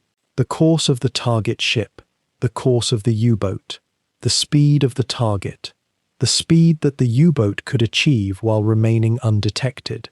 All of this fed into a machine, sometimes a mechanical calculator, sometimes simply the trained mind of an experienced Oberleutnant, that would produce a single number, the deflection angle, the moment to fire, the point in the darkness where a torpedo, once released, would cut through the water at a predetermined speed and intersect with a ship that had no idea it was being hunted. The torpedo itself rested in its tube, secured and ready. These weapons were not the silent ghosts of popular imagination. They were prone to mechanical failure, to running too deep or too shallow, to erratic gyroscopes that could send them careening off course. A U-boat captain knew this. He knew that of every 10 torpedoes fired in anger, perhaps only 3 would find their targets. He knew that luck played as large a role as skill, but knowledge and action were separate things, and in this moment, this suspended moment of approach, such doubts were set aside. The bridge watch continued its methodical scanning, but now the watching had changed its character. The eyes were still moving, the protocols of vigilance still being observed, but the primary focus had narrowed. The target was out there. The officers were calculating. The crew was waiting. Each man understood that in the next few minutes, the night watch would transform from an exercise in patience into something far more immediate and final. Some U-boat men have written, in accounts and letters that survive, of a peculiar sensation that would settle over the boat during the approach, a quietness that felt almost sacred, almost removed from the violence about to unfold. Others wrote of their hands trembling, of prayers half-remembered, of the simple, ancient fear that lives in the moment before any irreversible action. The final approach required a delicate calculation. Close too quickly, and the escort vessels might detect the U-boat on their crude ASDIC apparatus, or spot the wake. Close too slowly, and the convoy might maneuver, might change course, might simply sail beyond the darkness, into a gap between stars and sea. The captain would stand on the conning tower bridge, binoculars lowered now, trusting instead to the information flowing up from below. The navigators whispered reports, the radio operators updates if any signals had been intercepted. The boat crept forward, or charged forward depending on the judgment of its commander. Every instinct honed across months of patrol weighed against the mathematics of deflection and lead. How strange the human mind becomes in such extremity. A U-boat sailor, in testimony given after the war, described the sensation as similar to the moment before a surgeon makes the first incision, a clarity so complete it borders on detachment. Everything that might distract has fallen away. The letters from home, the memory of the last meal, the thought of wives and children, and the village streets of the Rhineland or Bavaria or Bremen. These things exist on the other side of a membrane that has become, for a few brief minutes, impermeable. What remains is the watching, the calculation, the waiting for the word. The U-boat drew closer. The target ships, oblivious, proceeded on their courses, maintaining their formation, their lookouts scanning the darkness, from the perspective of men who could not quite imagine that danger could approach from the surface when darkness itself seemed like the only protection. Many convoy escorts were still equipped with older detection methods, human eyes searching through darkness, sound-powered telephone systems relaying information from mast to bridge to engine room. The technology of Allied defense was advancing, but on this particular night, in this particular stretch of the Atlantic, the advantage still belonged to the U-boat. The order to calculate final firing solution came without urgency, almost meditative in its phrasing. The men who heard it had heard it dozens of times, and they would hear it dozens of times more if they survived the night and the war. The torpedo mechanisms began their final alignment. The gyroscopes spun up to speed. The depth-setting mechanisms were confirmed.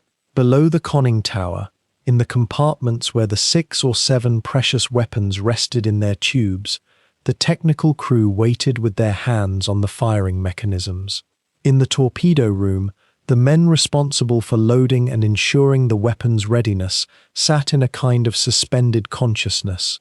They understood, with a clarity born of experience, that the next few seconds would determine whether the night watch continued as it had been, or whether it transformed into something altogether different, into screams and ordered commands, into the violent rush of diving, into the sound of depth charges echoing through steel compartments. The night itself seemed to hold its breath. The wind across the bridge of the U-boat carried only the smell of diesel and salt. The stars wheeled overhead, indifferent to the small and deadly drama unfolding beneath them. The captain stood with his hands on the railing of the conning tower, watching the target ship emerge slightly more clearly into the night. Not a mass of wood and steel and humanity yet, but beginning to acquire the reality that would transform it from a calculation into a fact. The distance was closing. The angle was approaching its optimal geometry. The moment was near, and in that eerie calm that precedes the strike, with the boat running silent on its bridge except for the murmured coordinates and the soft commands passed between officers, with the crew below straining to maintain stillness and readiness simultaneously, the night watch had become something ancient and terrible. The age-old ritual of the hunt, the patient killer closing on its prey, the mathematics of destruction taking on the weight and substance of inevitability. What would follow? The roar of the compressed air, the lurch of the boat as the torpedo tore from its tube, the distant flash on the horizon, if fortune favored the shot, that belonged to the next chapter of the night. But in this moment, suspended between darkness and violence, the only sound beyond the engines was the sound of men breathing, waiting, understanding that in seconds the ocean's indifference would be broken and the night watch would claim another victim, or itself pass unscathed into the grey hours before dawn. The order came at last, fire 1, fire 2, and in that moment, months of silence and scanning finally broke. The torpedoes ran their invisible paths through the black water, their gyroscopes humming in frequencies no ear could hear from the bridge above. The watch officers held their breath, though they would never show it. 8 seconds, 12, longer than seemed possible, and then, somewhere beyond the darkness they had been studying so carefully, the ocean convulsed. The first detonation rose like a brief, terrible sunrise on the horizon. Not directly ahead, but off the port quarter, where the convoy's trailing ships had been ghosting along in the night. The watchers on the bridge felt the shock wave pass across the black Atlantic like an invisible hand, a subtle shudder in the air itself. One of the lookouts gripped his binoculars tighter, not from fear exactly, but from the sudden, strange electricity of witnessing destruction at a distance. This was the moment that training had prepared them for, and yet no training could fully capture what it felt like to see a ship die in flame. Within moments, the second torpedo found its mark. Another bloom of light split the darkness. This time it was brighter, more violent. A merchant vessel, perhaps a tanker laden with fuel for the Allied war machine, lifted and twisted in the water like a thing alive and mortally wounded. The fire climbed higher, casting an amber and orange glow across the wavetops, where only starlight had been moments before. For perhaps 3 or 4 minutes, that burning ship became the brightest thing in a radius of many miles. It became, in a strange way, the only thing that existed. The captain on the bridge was already thinking 3 moves ahead. Behind him, the first watch officer was scanning the coordinates, the damage assessment, the tactical position of other vessels in what had surely been a convoy. Had the escort vessels already turned toward them? Was there time for a second attack? These thoughts moved through the conning tower like electric current, but they moved in silence. The radio silence remained absolute. No transmission, no matter how brief, could be risked now. The Allies had their direction-finding equipment, their Huff-Duff stations listening across the Atlantic, waiting for exactly this kind of careless signal. So the watch continued. This was perhaps the strangest thing about night patrol, one of the hardest things for a new hand to understand, that after the explosion, after the moment of success or failure, the work simply resumed. The sea did not pause. The stars did not pause. The boat did not pause. The watch continued because the watch always continued, and because danger had not diminished. It had, if anything, intensified. The distant flames burned lower as the minutes stretched forward. The burning ship was sinking, that was clear now, the angle of it becoming steeper, the fire running across the surface of the oil-slicked water in long fingers of orange and red. Men were in that water somewhere, though the lookouts on the bridge could not see them.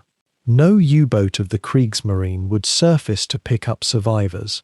That was not how this war was fought, not in the Atlantic darkness. The watch officers simply noted the position, the time, the bearing. These details would go into the war diary. They would be encoded into transmissions sent back to Lorient on the French coast, to Admiral Dönitz's headquarters, to the engineers and tacticians who measured success in tonnage sunk. The wind had shifted slightly, or perhaps it was only that the attention of everyone on the bridge had shifted, and with it came a new smell on the salt-heavy air. Smoke, certainly. The scorched metal smell of burning steel and burning fuel oil. Some of the lookouts were unaccustomed to it, and they tried not to let their eyes water as they maintained their sectors. The officer of the watch noticed and said nothing. This was part of the experience too, part of what it meant to be a hunter rather than the hunted, though that distinction could shift at any moment when the sun rose again. Perhaps 20 minutes had passed since the first explosion. The flames on the horizon were now quite small, a dull red glow rather than a bright fire. The burning ship had rolled further onto its side, or possibly it had already gone under, and what remained was debris still alight on the surface, the residue of what had been a vessel carrying perhaps 50 men, perhaps 100, depending on her complement. The records would be checked later. For now, the watch simply existed with the knowledge of what had occurred. The silence that resumed was not quite the silence that had come before. It was heavier, more deliberate, more aware of itself. On the bridge, the lookouts fell back into their rhythmic scanning, their eyes now carrying a different kind of knowledge. They had witnessed the machine work. They had seen the mathematics of ballistics translated into flame and chaos. And now they returned to looking at empty ocean and empty sky as if nothing had changed. Because in the operational sense, nothing had. The boat still had to remain vigilant. The boat still had to be ready to dive. The boat still had to watch for the escorts that might even now be altering course, accelerating, searching for the disturbance in the darkness. Below decks, the engine rooms had felt nothing of the explosions, of course. The throb of the diesel continued its steady rhythm, pumping air through the engines, driving the propellers that pushed the boat steadily onward. The engineers tending to the machinery knew, from the orders that had filtered down, that something had happened, a successful attack. Another ship on the bottom of the Atlantic, another addition to the tally that would be celebrated in Lorient when they returned, in the German newspapers, in the communiques sent to Berlin. But here, in the hot machinery space, surrounded by the smell of diesel and hot steel, and the sweat of men working in a confined space, the watches simply continued their routines. Fuel consumption was tracked, water temperatures monitored, battery levels measured and recorded. The invisible work of keeping the boat alive proceeded without pause. The navigator in the small, cramped compartment that served as the chart room had already updated his dead reckoning position. At the time of the attack had been noted, the position confirmed. Another mark on the chart, another coordinate in the long journey across the Atlantic. He had folded his hands carefully on the chart table and was now simply waiting for the next order, the next piece of information. Had they been spotted? Would there be time for another attack? Would they need to dive soon? These were not questions he needed to answer. They belonged to the captain on the bridge. His job was to know where the boat was at every moment, and in this he took a quiet, meticulous pride. The watch continued its rhythm, the slow sweep of binoculars across assigned sectors. The quiet reports murmured between lookouts when something unusual appeared at the edge of visibility, always turning out to be a star reflected on disturbed water, or a slight change in the color of the night sky that meant nothing. The endless, patient attentiveness that characterized the night watch on an Atlantic patrol boat, with or without the flames that had briefly broken the darkness. By the time the watch would be relieved in the hours before dawn, the burning ship would be entirely gone from the surface. The convoy would have scattered, the escorts would be searching perhaps, or would have given up the search and moved on to protect the remaining vessels. The U-boat would have slipped back into its normal mode of quiet hunting, silent and patient, waiting for the next opportunity to strike. And the watch would continue, as it always did, as it would continue until the captain decided they had done their duty, or until the Allied forces found them in the darkness and brought their war to a sudden, violent end. This was the strange nature of successful attack on the night watch. It came and went in a moment of extraordinary intensity, and then the ordinary continued. And yet not every night in the Atlantic brought the thunder of contact or the adrenaline of pursuit. There were stretches, long, quiet stretches, when a U-boat might travel for weeks through seemingly empty waters, the watch rotating through their 8 hours again and again, nothing marking one night from the next, except the slow wheel of stars overhead and the methodical swing of binoculars across horizons that revealed nothing but their own vastness. These were the nights that tested a different kind of nerve entirely, not the sharp nerve of danger, but something slower, more insidious, the nerve required to remain vigilant when vigilance seemed pointless, to scan the darkness hour after hour when you had begun to believe the ocean held no other vessel but your own. The rhythm of such a patrol fell into a pattern that the body began to anticipate and dread. 8 hours on the bridge, eyes adjusting to the particular shade of black that stretched between the U-boat and infinity. The officer of the watch would stand by the rail, occasionally consulting the compass, occasionally calling down softly for a course correction. The lookouts would move their binoculars in the practice sectors they had memorized: starboard forward, starboard amidships, starboard aft, then port aft, port amidships, port forward, a mechanical dance that required no thought and yet demanded all of it. How do you stay alert to something that never comes?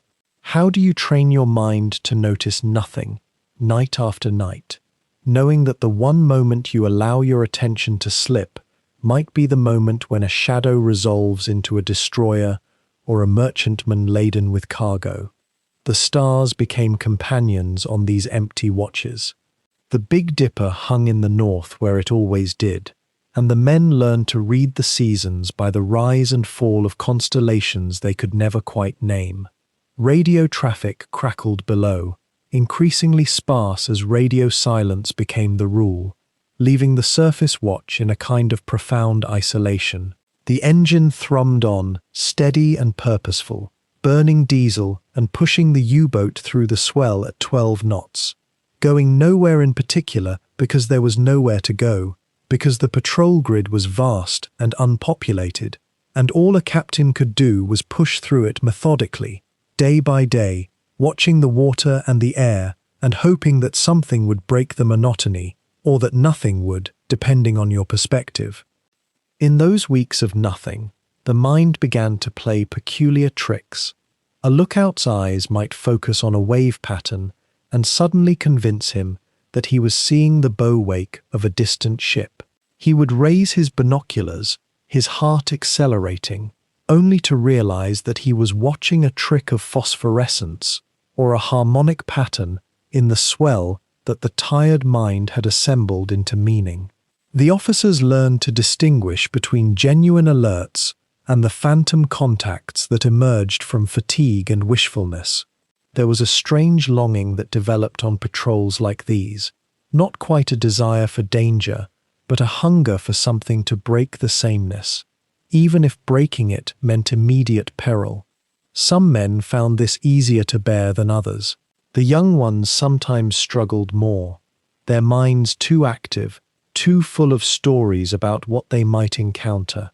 The older sailors had learned to empty their minds, to let the watch become a kind of meditation, the binoculars swinging back and forth like a pendulum that required no conscious direction.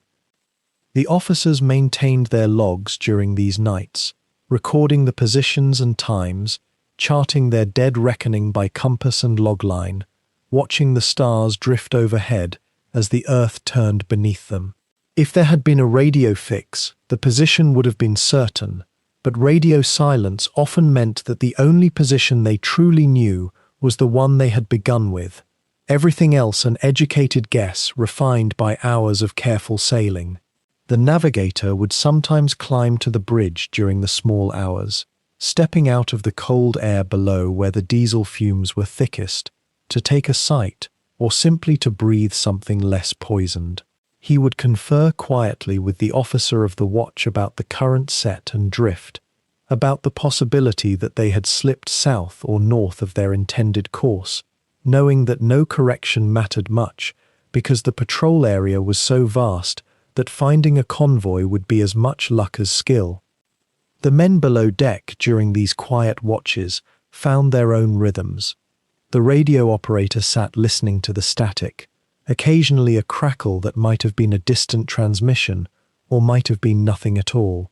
The engineers kept their eye on the diesel gauges and the battery indicators, running through the same checks every hour, confirming that the engines were turning at the correct speed, that the fuel consumption was within expected parameters, that the batteries were receiving their charge. It was work that required attention without demanding innovation. You either did it correctly or you did not, and there was a kind of comfort in that simplicity. The machinists would sometimes stand in the narrow companionway between the engine room and the central corridor, simply to stretch their legs, their faces shining with sweat even though it was cold everywhere on the boat. They would nod at the torpedoman as he passed, carrying coffee or checking on the torpedo tubes, all of them part of the same machinery that pushed the U-boat through the night. The cook, in those long, quiet watches, became something like a priest. His galley was the warmest place on the boat, and during the hours between 8 p.m. and dawn, he would produce an endless stream of coffee and sandwiches, occasionally a thin soup, always something to mark the passage of time and give the watch a small anchor point. 4 hours into a watch, when tiredness began to bite and the eyes grew heavy, the coffee would appear, carried through the boat by whoever was free to fetch it, handed up through the hatch to the waiting lookouts. There was an intimacy in this small ritual, the warmth of the cup seeping into cold hands, the bitter taste of chicory, or whatever substitute they were using cutting through the fatigue. Some of the older men had learned to make the coffee almost palatable, adding a pinch of sugar if there was any to spare, or sometimes a bit of condensed milk that had been saved. These small acts of care mattered more than they ought to, more than any official regulation acknowledged, but they were the threads that held the watch together through the long hours. And then there was the waiting, which was perhaps the truest thing about these empty nights, the waiting for something that might never come, the waiting for the watch to end, the waiting for dawn so the boat could dive and the men could collapse into their bunks for a few hours of sleep that never felt like enough. Some of the sailors would tell themselves stories during these watches, silent narratives they played in their heads about home or about what they would do after the war, if there was an after the war. Others simply let their minds go quiet, letting the binoculars swing and the engine drone and the stars wheel overhead without thought or commentary. Perhaps this was a form of wisdom, or perhaps it was simply the only way a man could survive weeks of emptiness without losing his mind to it. There exists in the archives of several German naval museums a collection of letters, some complete and some fragmentary, recovered from U-boats lost during those middle years of the Atlantic War.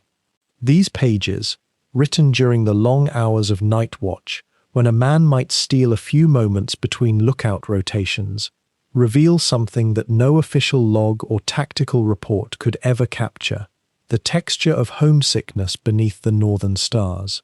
Many of these letters were never sent.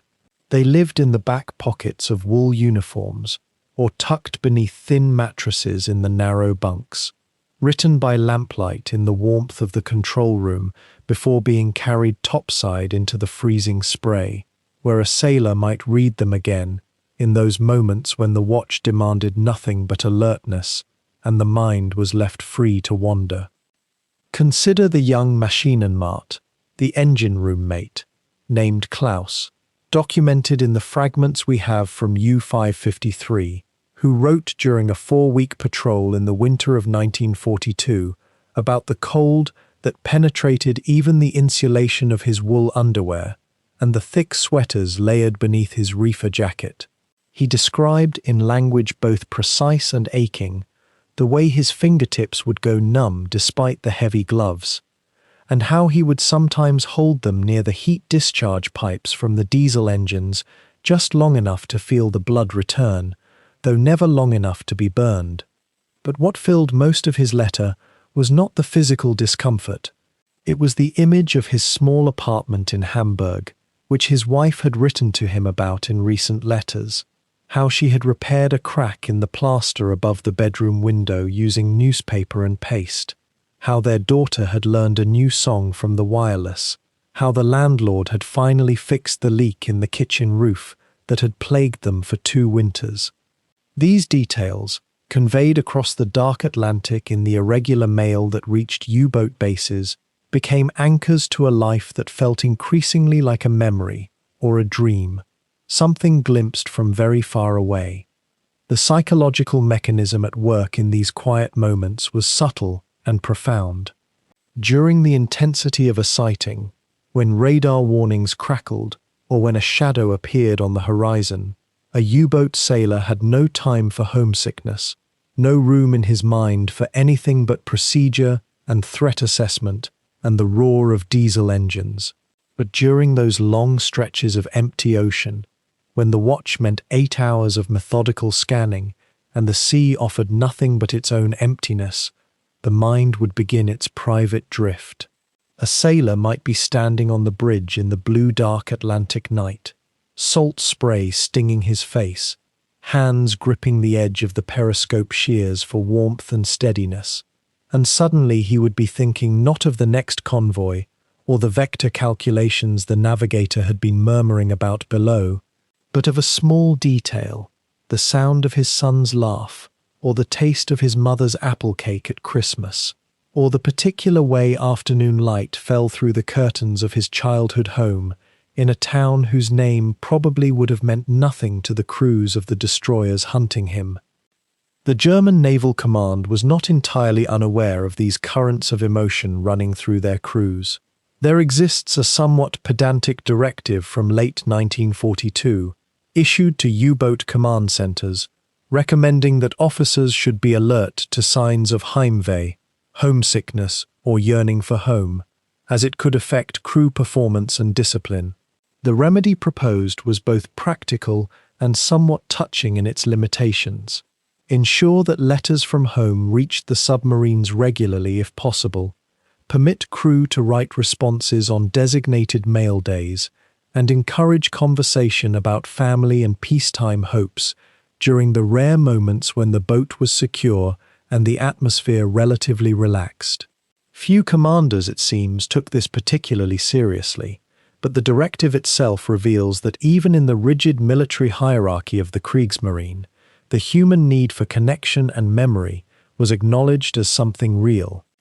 Many of the most poignant written records come from the night watches conducted by younger sailors, men in their late teens or early 20s, who were experiencing their first time away from home for any extended period. The contrast between the violence of their purpose and the tenderness of their thoughts created an almost unbearable tension in their writing. One radioman, whose name is recorded as Friedrich M., wrote during a patrol in spring 1943 of standing above decks on the bridge and thinking about the girl he had been walking out with before the boat was assigned, how he had never actually kissed her properly, and how he now could not even remember the exact shade of her eyes, whether they were brown or green.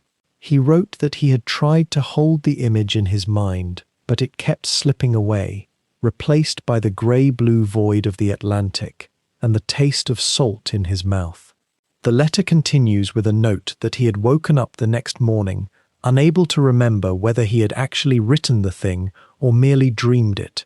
Such was the peculiar half-consciousness that developed during the long night watches and the short, interrupted sleep below. The northern sky itself seemed to amplify this melancholy. In the higher latitudes where U-boats often conducted their patrols, particularly during the summer months, the darkness of night was never complete.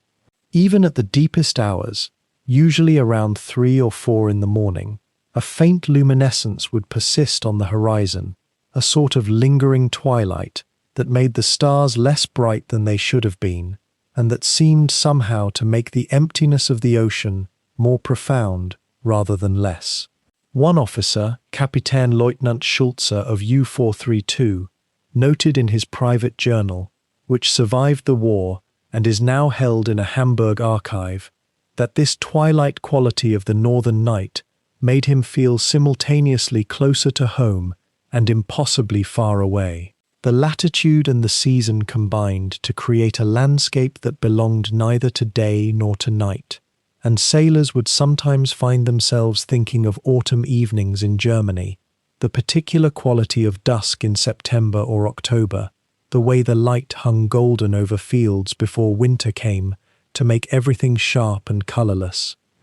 The very act of writing, whether the letters were ever meant to be sent or not, seemed to serve a function beyond simple communication. It was a way of proving that the writer still existed as an individual, still possessed interiority and memory and feeling, when the boat itself, the relentless machine of steel and diesel and discipline that surrounded him, seemed designed to strip away all those things. In the red-lit compartments below, where the smell of diesel and unwashed bodies and engine oil had penetrated into every fibre of clothing and hair and skin, a sailor might spend an 8-hour watch tending gauges and fuel lines and electrical systems, his actions entirely dictated by procedure and necessity, his mind almost a separate thing from his body. But up on the bridge, in the relative solitude of the night watch, or even in a brief moment below when the watch had ended and before sleep claimed him, the act of thinking about someone far away, of writing their name on a piece of paper, seemed to reconnect him to a version of himself that the U-boat could not touch. It should be noted that not all reflections were melancholy or tender. Some of the letters and journal entries contain anger or resignation, or a kind of grim humour about their situation. Some sailors expressed faith in ultimate German victory and wrote about the technology and discipline of their boat as sources of pride. Some were troubled by doubts, but wrote nothing of these doubts, maintaining a surface of conformity and duty. But across the full spectrum of these personal records, one theme appears consistently. The night watch created a kind of mental and emotional space, distinct from the rigid routine of the daytime boat. The darkness itself seemed to permit a different kind of thinking, more reflective, more aware of the strangeness of their circumstances, far from home, hunting in the dark, hunted in return, sustained by something between fear and duty and the bonds of comradeship forged in the cramped steel corridors beneath the Atlantic. As the black Atlantic Ocean began its slow betrayal of darkness, those 8 hours at the bridge rail were drawing toward their ending. The officer of the watch, his eyes now fully accustomed to the gentle grey-blue wash spreading across the eastern horizon, knew without looking at his chronometer that the time had come. The relief watch was already assembling below in the control room, the fresh men pulling on their oilskins and checking their binoculars with the kind of mechanical care that comes from 1,000 repetitions. The transition from night to dawn on the surface of a submarine in 1942 or 43 was never a simple passing of time. It was a transformation in danger itself. Darkness had been ally and cocoon for hours, but now it became liability. The growing light meant exposure. Aircraft could see. A distant corvette or frigate scanning the dawn horizon with fresh eyes might catch the grey silhouette of a surfaced hull where the black night had hidden it completely. The officer of the watch could feel the shift in his bones. The water around them was not darker anymore. It was taking on texture and dimension. Waves separated themselves from the general murk into individual rolling hills of grey-green. He scanned the sectors one final time with a thoroughness born of long habit. Port quarter, amidships, starboard, forward, the eternal compass of vigilance. In perhaps 20 minutes, perhaps 40 depending on cloud cover and latitude, that horizon would be too bright for safety. The diesels had been running for hours, their rhythm so ingrained in the boat's crew that silence would have felt strange. The battery was charged, or nearly so. The watch had been maintained. The boat had seen no contacts, no distant masthead lights, no unexpected flares or signalling lights cutting the dark. 8 hours of careful scanning had yielded nothing but stars and the occasional fishing vessel running without lights far to the north, barely visible even when you knew precisely where to look. The relief officer climbed the ladder from the conning tower, his silhouette emerging into the growing twilight. The handover was economical in words but rich in detail. Recent compass variations, the set of the current as the navigator calculated it, anything unusual in the engine sound or the feel of the boat, fuel and battery status relayed by radio telephone from below, depth of water beneath the hull, the course they were holding and why, usually a vector that kept them positioned relative to suspected convoy routes, or maintained a patrol line with other U-boats somewhere out in that vast dark expanse they would never actually see. The relieving officer took the binoculars from his predecessor's neck. There was something almost ceremonial about it, though neither man would have used such a word.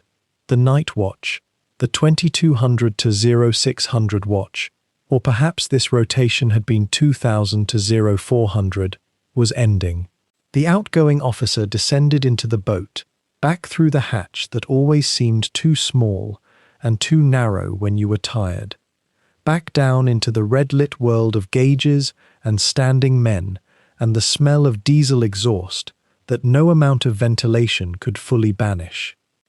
Below deck, the navigator was already studying his charts under the dimmest possible light, preparing to plot the final positions of the night watch and calculate where they would resurface after the dive.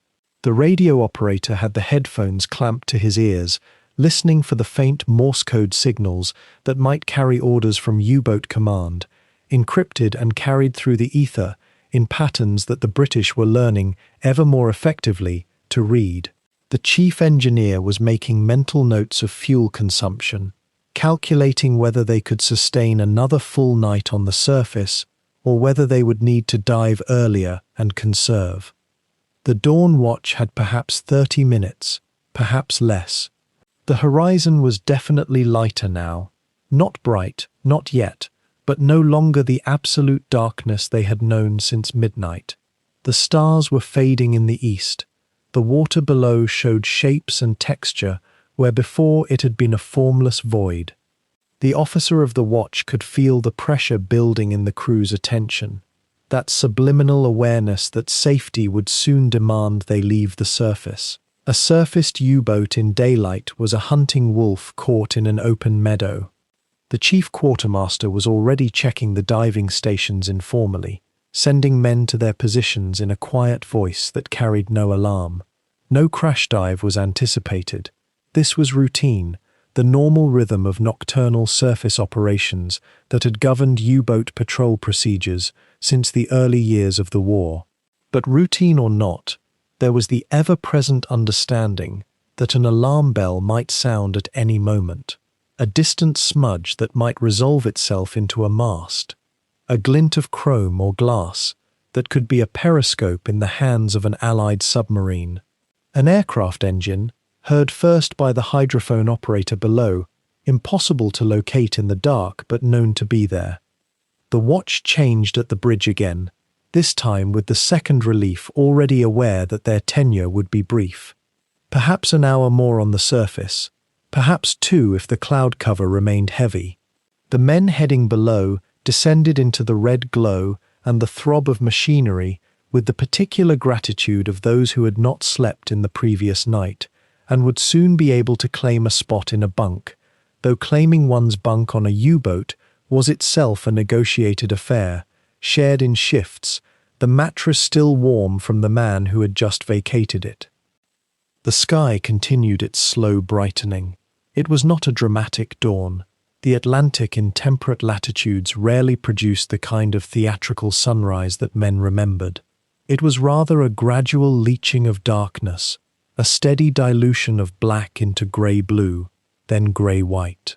The watch scanned mechanically now, their eyes tired, but their attention somehow sharpened by the knowledge that time was running out. This was often the period when contacts appeared, ships that had been running without lights at night suddenly visible in the dawn, their shapes emerging as if they had materialized from the sea itself. But this dawn, like so many on patrol, brought only the empty ocean. The lookouts saw nothing. No smoke on the horizon, no outline of a hull, no pattern of ripples that might indicate a convoy miles away and approaching. Just water and sky, and the gradual transformation of one into the other as the sun, still below the horizon, began to paint the underside of the clouds with pale rose and amber. The officer of the watch looked at his watch, a practice synchronized across the U-boat arm, these small gestures of precision in the midst of vast uncertainty. 10 minutes, perhaps. The periscope standards would be checked one final time. The diesels would be throttled back. The ballast tanks would be vented to negative pressure, ready. The crew knew without being told that descent was coming. The whole boat seemed to hold its breath, with the deliberate casualness of men who had performed this action hundreds of times, for whom it had become as natural as breathing. He raised his binoculars one final time, sweeping the horizon from port to starboard. Nothing but the curve of the world and the advancing grey. He pressed the telephone to his mouth and spoke quietly down the voice tube, a routine order given in a voice that carried no urgency, no fear, just the measured tone of an officer conducting business in the small hours of the pre-dawn Atlantic. Prepare to dive. Retract the snorkel if in use. Check all diving stations. The words descended into the boat like a gentle summons, like the natural conclusion of a night that had stretched from darkness through hours of vigilance and into this peculiar threshold place where day and night negotiated their eternal handover. The boat beneath him seemed to shift slightly, a subtle recalibration as men moved to their stations, as the machinery of the U-boat readied itself for the transition from the surface world to the submarine realm below. The officers who had slept had probably woken an hour ago with the silent understanding that came from living in the compressed rhythm of patrol. Those who had rested would now come alert. The watch structure of a U-boat was designed for this transition, this eternal oscillation between surface and depth, between the vulnerability of diesel-breathing machines and the security of the depths. The horizon continued its transformation. The darkness was gone completely now, though the sun had still not yet broken the edge of the world. This was perhaps the most dangerous moment, when visibility had improved enough to render the boat visible, but not yet good enough to offer it the advantage of seeing clearly what might be approaching. It was a knife's edge, a moment of pure exposure, and every officer of the watch on every U-boat in the Atlantic at this hour was acutely aware of it. The captain would be ascending now, if he had been sleeping in the small berth cramped behind the control room. If he was one of the many commanders who seemed to require very little sleep, he would have been awake already, watching the charts update, listening to the reports of engine status and fuel consumption, and the ever-present calculation of whether they should remain on the surface or submerge to conserve electricity. The war against merchant shipping was also a war of mathematics and physics, of battery amperage and fuel oil consumption, of the precise calculation of how many hours a U-boat could sustain itself before it had to return to base for replenishment. The officer of the watch began the descent routine. The lookouts were called in from the bridge rails, these men who had stood in the cold wind for their 4-hour rotations, straining into the darkness, their eyes adapted to the night and now useless in the gathering dawn. The binoculars were passed down, the oilskins were hung to drip dry in the tight spaces of the boat. The hatch began to close, a sound like a heavy lid coming down on a casket, sealing the boat's company back into their steel cocoon. The last thing the officer of the watch saw from the bridge before descending was the eastern sky transformed now into a palette of pale grey and the faintest hint of gold behind the clouds. The ocean below showed its texture fully now, the wind patterns visible in the wave structure, a patch of foam far distant, the general sense of the sea as a landscape rather than a void. Somewhere to the north or south or east, other U-boats might be conducting the same descent. Somewhere far away, Allied convoys condoms. And so we return, after those long hours, the watches that mounted into weeks, the weeks into months of patrol, to ask a deeper question about what all of this vigilance, this cold, this grinding fatigue, actually meant in the larger currents of the war at sea. The night watch on a U-boat was not, in the conventional sense, dramatic. There were no grand tactics being devised, no fleet maneuvers coordinated with precision. Instead, it was something quieter, far more stubborn. It was the repetition of small actions, performed correctly, night after night, across an ocean that seemed to have no edges and no mercy. And yet this very ordinariness, this unglamorous holding of a course through darkness, formed the actual sinew of what would become known as the Battle of the Atlantic. When historians speak of that long struggle, stretching from 1939 until the war's end, they often frame it in terms of tonnage sunk, merchant vessels lost, the attrition that Britain feared would starve her into submission. The numbers are real enough. Millions of tons of cargo went to the bottom. Supply lines were severed. Families in London waited for food that might never arrive. All of that is true and consequential. But the machinery that produced those numbers was not some distant calculation made in a shore office or an admiral's strategic map. It was men like those you have travelled with tonight. Tired men in a cold conning tower, straining their eyes across miles of empty water, their only weapons a pair of binoculars, a compass, and the discipline of routine. The night watch was the foundation upon which the U-boat arm depended. Without those 8-hour rotations, without the lookouts who saw what others missed, without the navigator plotting course by starlight and the distant engineer nursing the diesel engines, Without all of these small, repetitive acts, the entire apparatus would have collapsed. A single U-boat, lost because a tired officer failed to scan his assigned sector, because a radio operator missed an Allied transmission, because an engineer let the batteries fall too low before dawn, that was not merely a loss.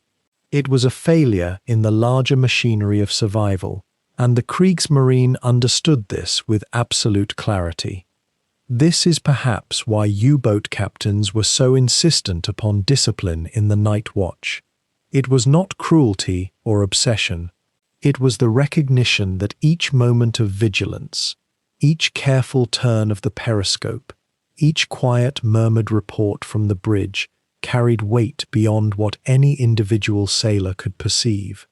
Across the Atlantic, night after night, the same drama was being played out on dozens of U-boats simultaneously. Some would find convoys, most would find nothing but darkness and stars, but the ones that succeeded, that closed in on a target, that delivered their torpedoes, that returned to base with claims of vessels sunk, they succeeded because the night watch had held its post without wavering. And what of the other side of that equation? The merchant crews of the Allied convoys, men who understood that darkness brought danger, who watched the horizon for the telltale shadow of a periscope or the unexpected flash of a torpedo wake. Their survival also depended upon vigilance, upon lookouts on escort vessels, upon radio operators listening for distress signals, upon decisions made in the night that determined which ship would take the lead position and which would languish in the rear. In a very real sense, the night watch of a U-boat and the night watch of an Allied escort were locked in a kind of dance, each trying to remain invisible while piercing the other's invisibility. The Battle of the Atlantic was not won, ultimately not won by the Germans, because countless decisions and actions at the operational and tactical level were made incrementally better by the Allies as time progressed. Radar improved. Radio direction finding grew more sophisticated. Convoy procedures became more refined. But this improvement was not abstract. It took the form of men learning to do their jobs better, to notice patterns faster, to act with precision under pressure. And in the dark hours, when the ocean seemed infinite and anonymous, that was all there was: the watch, the sky, the sea, the knowledge that survival depended on not making mistakes, and that making no mistakes, repeated 1,000 times over, could shift the balance of the war itself. In the grand narratives of conflict, we often celebrate the moment of victory, the decisive battle, the brilliant strategy, the breakthrough that turns the tide. But the truth of the Battle of the Atlantic was that there was no single moment. There was only the slow accumulation of small victories and small defeats, watch by watch, night by night. A convoy that reached Britain safely because one lookout happened to spot a U-boat's conning tower in the pre-dawn gloom. A U-boat that was forced to dive because radar had improved by 3 kilometers of detection range. An escort captain who had learned through 100 patrols to recognize the pattern of a wolf pack maneuver. These were the threads from which the larger tapestry was woven. And perhaps this is the deeper lesson that emerges from contemplating the night watch. War at sea, war in general, is sustained not by moments of heroism alone, though those moments do come, but by the ordinary competence and courage of people doing their jobs well, even when no one is watching, even when the outcome remains uncertain.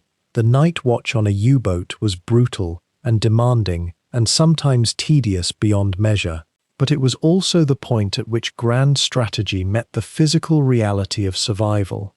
Every decision made by Dönitz about where to position his wolf packs, every determination by the Admiralty about convoy routes and escort strength, ultimately came down to what happened when a man stepped onto the bridge of a submarine at 2 a.m. and began his 8-hour vigil. The ocean at night held no sentiment about who won.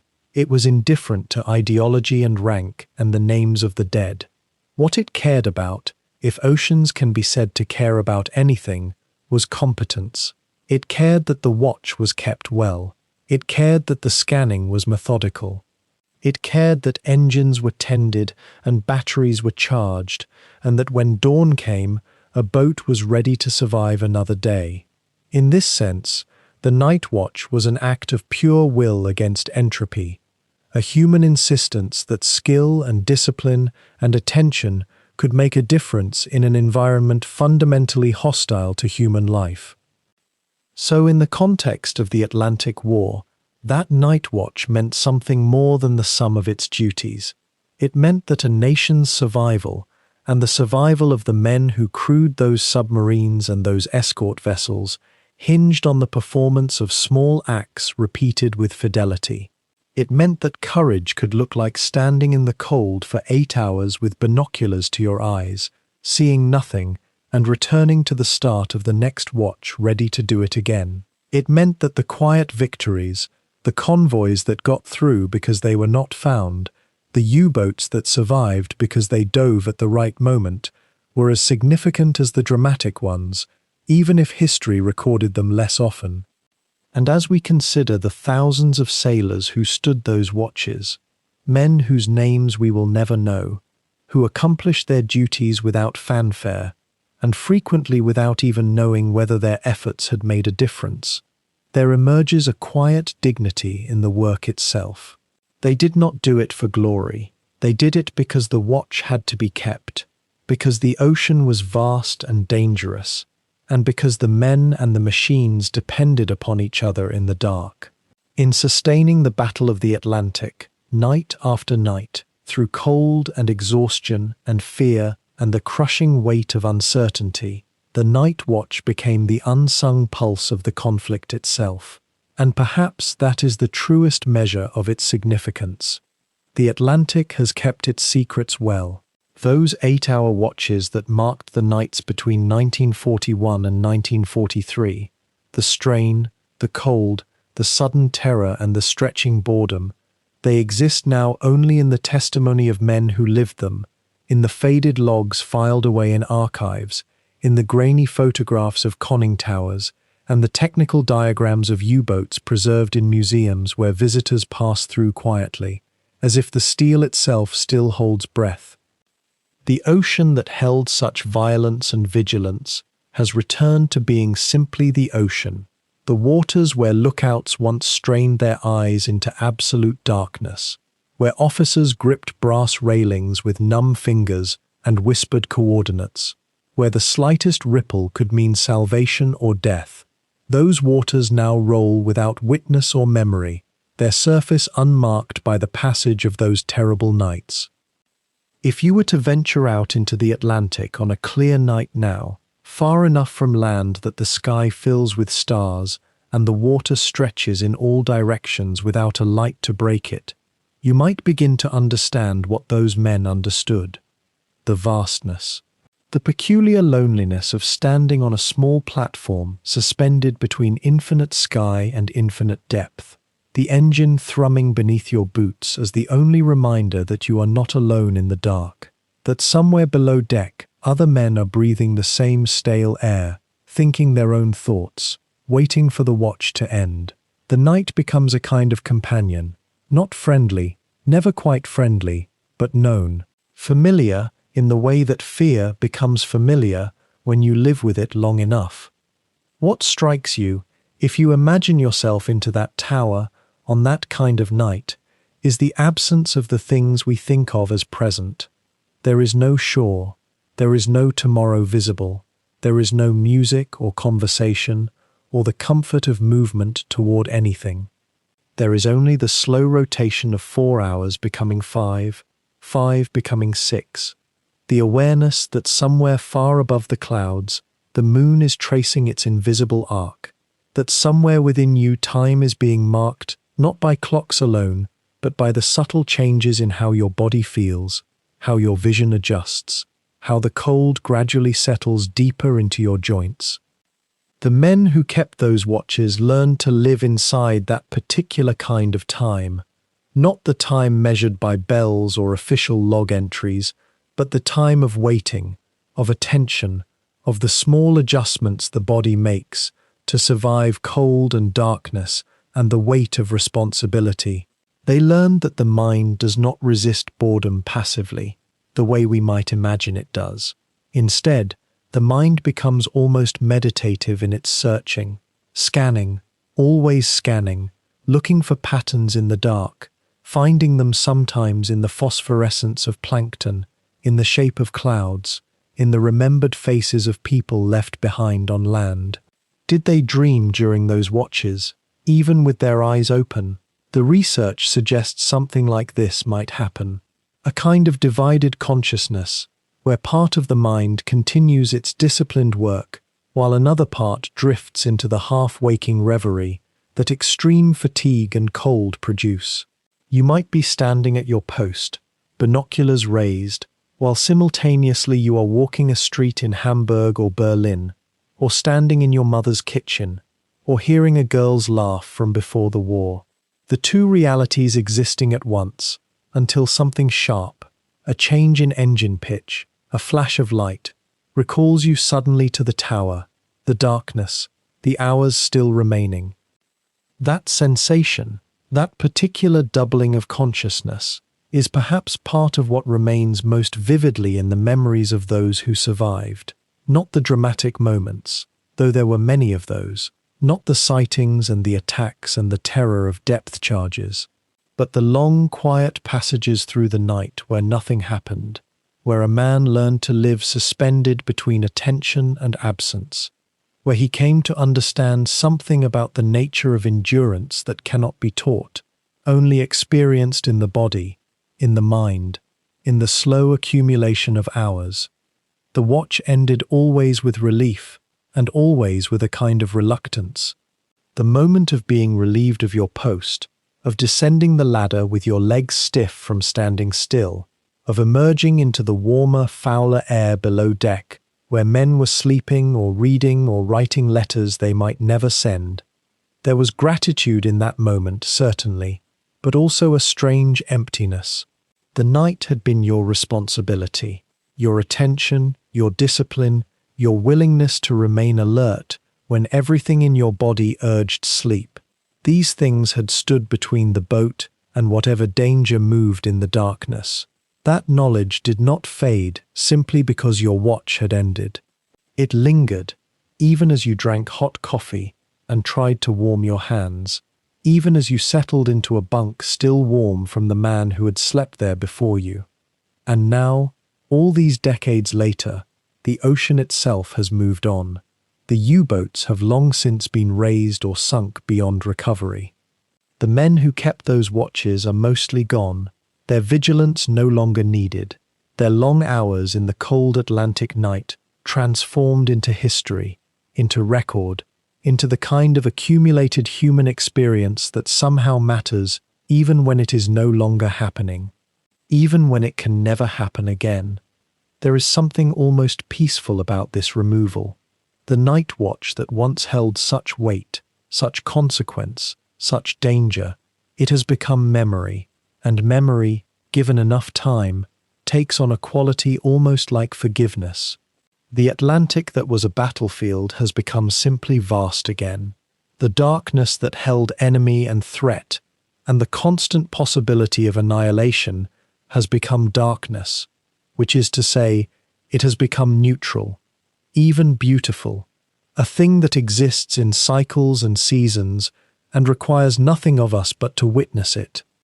If you were to close your eyes now and imagine that endless, indifferent ocean, that darkness stretching in all directions, that slow and patient movement of water beneath an endless sky, what would you find there? Not danger, perhaps, not obligation, but something else entirely.